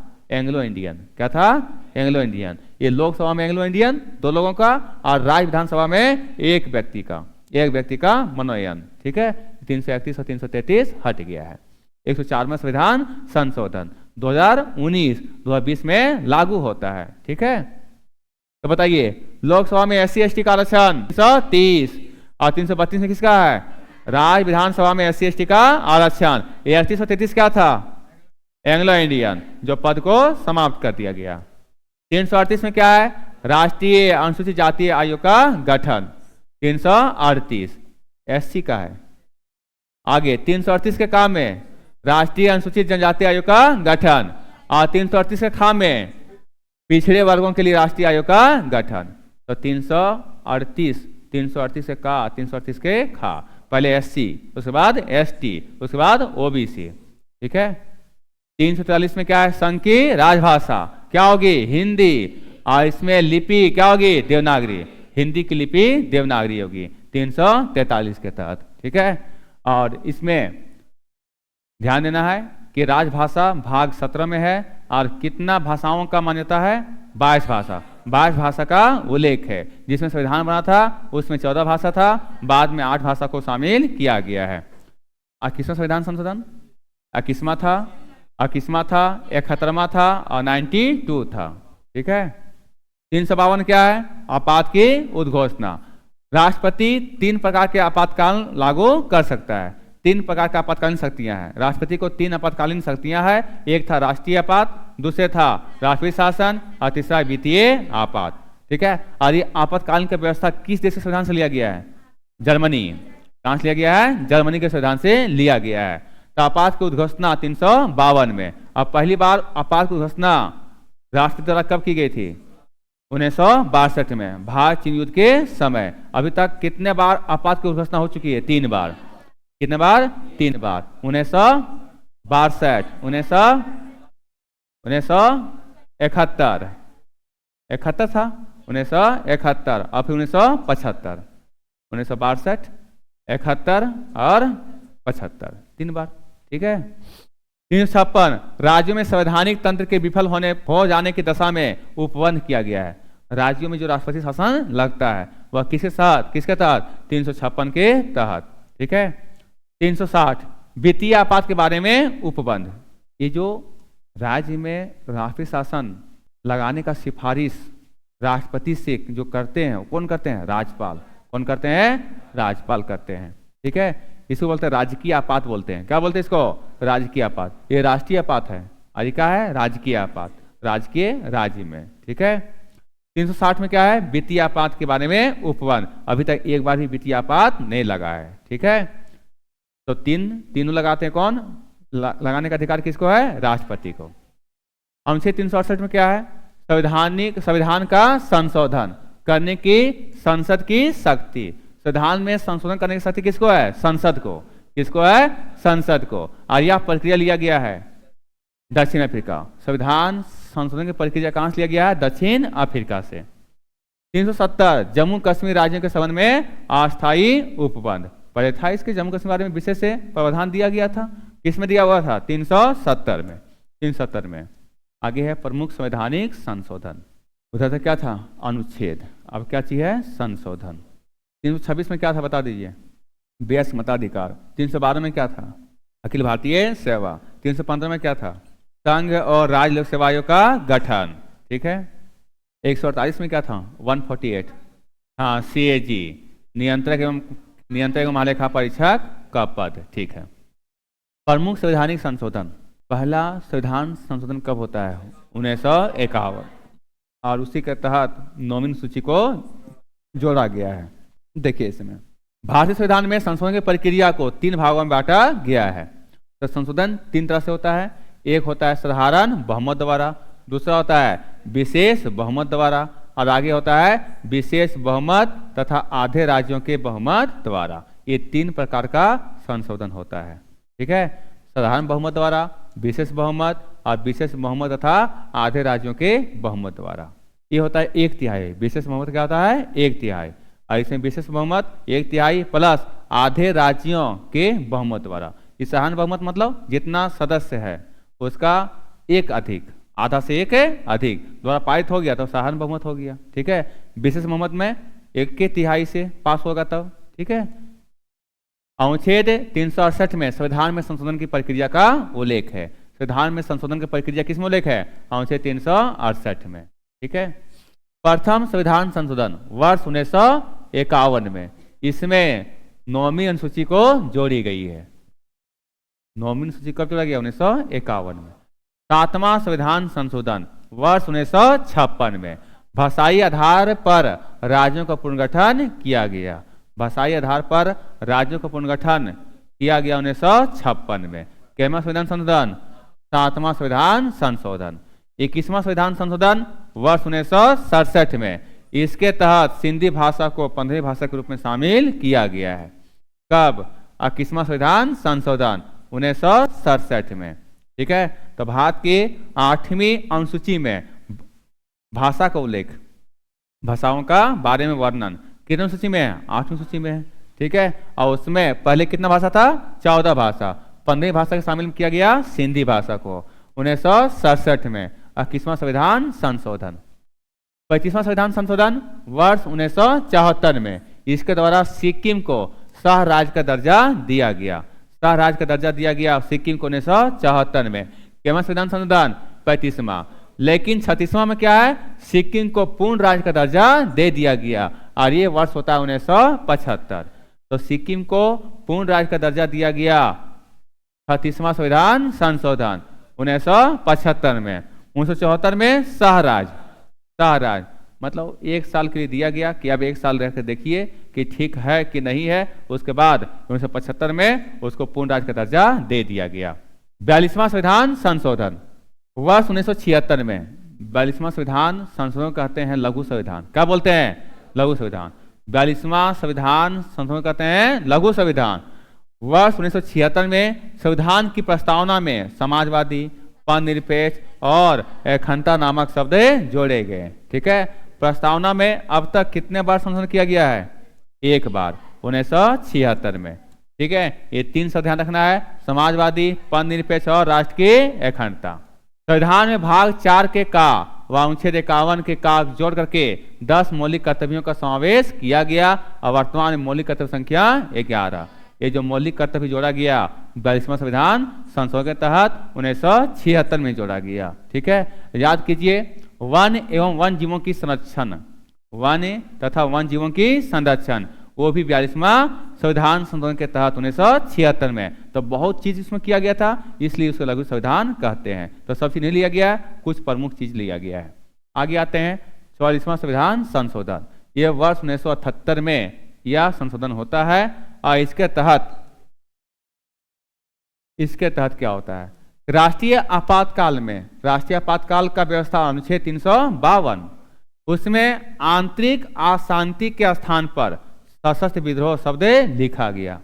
आंतरिक अशांति के आधार पर 1975 में इमरजेंसी लगाया गया था, ठीक है। तो उसको दुरुपयोग किया गया था और उसको हटा दिया गया, और उसको हटा करके सशस्त्र विद्रोह रखा गया कि जब सशस्त्र विद्रोह होगा तभी राष्ट्रीय आपात लागू कर सकते हैं। बाह्य आक्रमण होगा, कोई देश आक्रमण कर दिया है, उस पर लगा सकते हैं। देश के अंदर सशस्त्र विद्रोह हो गया है तब लगा सकते हैं। आंतरिक अशांति के आधार पर नहीं लगा सकते हैं। आंतरिक अशांति के आधार पर लगाया गया था 1975 में, संपत्ति के मूल अधिकार को समाप्त करके इस अनुच्छेद 300 का के तहत विधिक अधिकार का दर्जा दे दिया गया। कितवें संविधान संशोधन? 44वां संविधान संशोधन के ही तहत, 44वां संविधान संशोधन के तहत ही संपत्ति के अधिकार को हटा करके मौलिक अधिकार के रूप में उसमें था, उसको हटा करके अब अधिकार में रख दिया गया है विधिक अधिकार या कानूनी अधिकार 300 के काम में। पहले यह व्यवस्था अनुच्छेद 31 में था और अनुच्छेद 19 के एफ में था। यहाँ पर कानूनी अधिकार या विधिक अधिकार का दर्जा प्रदान किया गया। इसके लिए अनुच्छेद 31 तथा अनुच्छेद 19 वन के चा को निरस्त किया गया। चा मतलब क्या हो गया? एफ हो गया। 52वां संविधान संशोधन वर्ष 1985 में, इसके द्वारा संविधान में 10वीं सूची को जोड़ करके दल बदल रोकने के लिए प्रावधान किया गया। कोई कैंडिडेट जीत जाता है, उसके बाद अगर वह पार्टी को चेंज कर लेता है, उसी को रोकथाम के लिए 52वां संविधान संशोधन 1985 में लाया गया। ठीक है, दल बदल को रोकने के लिए। हाँ, चुनाव हारने पर वो दल बदल कर ले, कोई दिक्कत नहीं है। जीतने के बाद नहीं कर सकता है, हाँ कर सकता है, उसमें कंडीशन रखा गया है। ठीक है। 61वां संविधान संशोधन वर्ष 1989 में मतदान हेतु मतदान हेतु आयु कितना वर्ष? 21 वर्ष से घटाकर कितना कर दिया गया? 18 वर्ष। 61वां संविधान संशोधन 1989 राजीव गांधी के कार्यकाल में। 69वां संविधान संशोधन, ध्यान रखिएगा, 69वां है, ये 61वां है, कितना है? 69वां।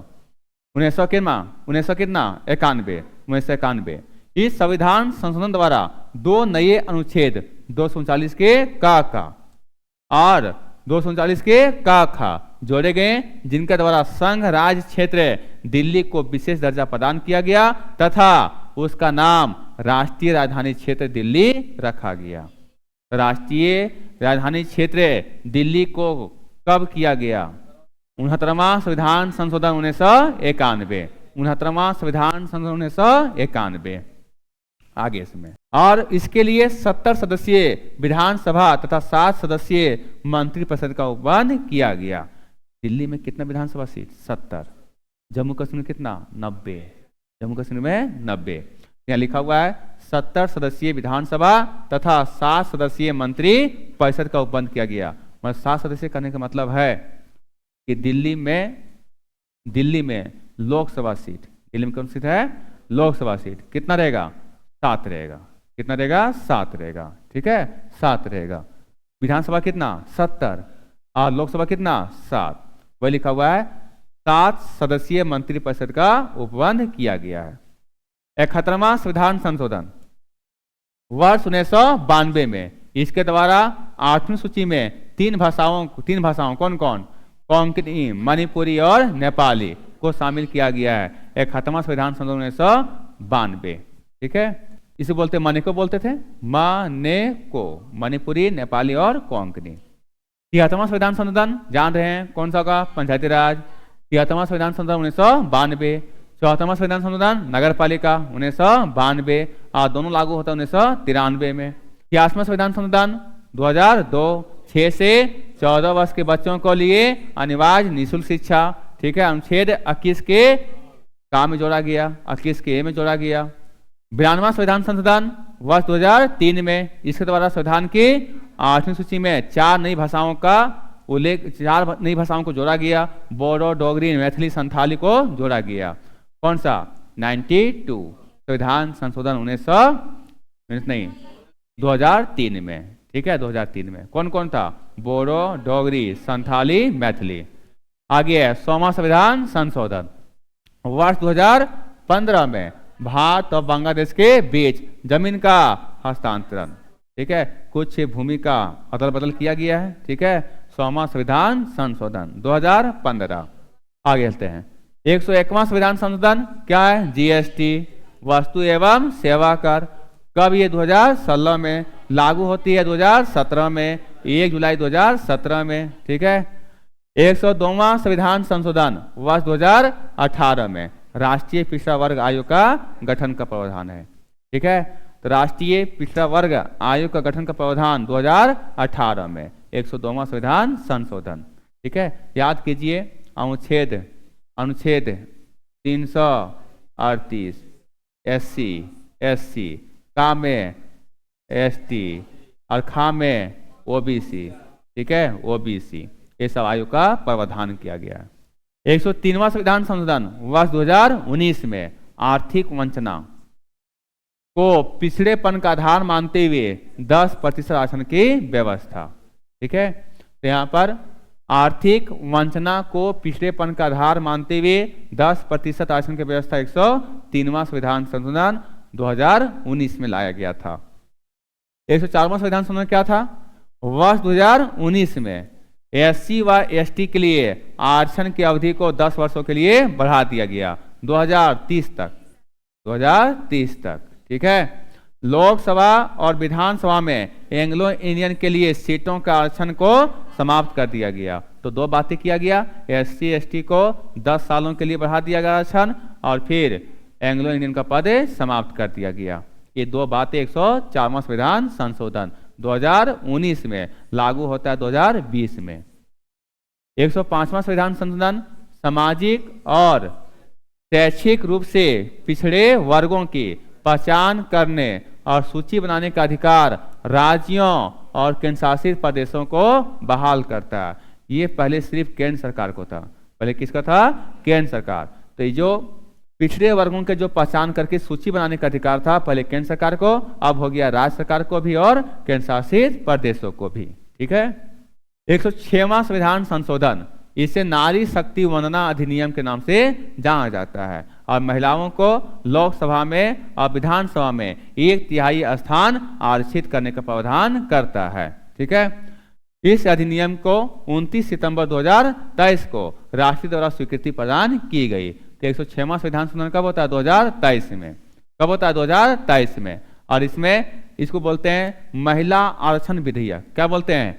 महिला आरक्षण विधेयक। किसमें? लोकसभा और विधानसभा में 1/3 स्थान आरक्षित होगा। पहले से व्यवस्था था किसमें? पंचायती राज और नगर पालिका में। अब सभी हो गया, लोकसभा में, विधानसभा में, नगर पालिका में, पंचायती राज में।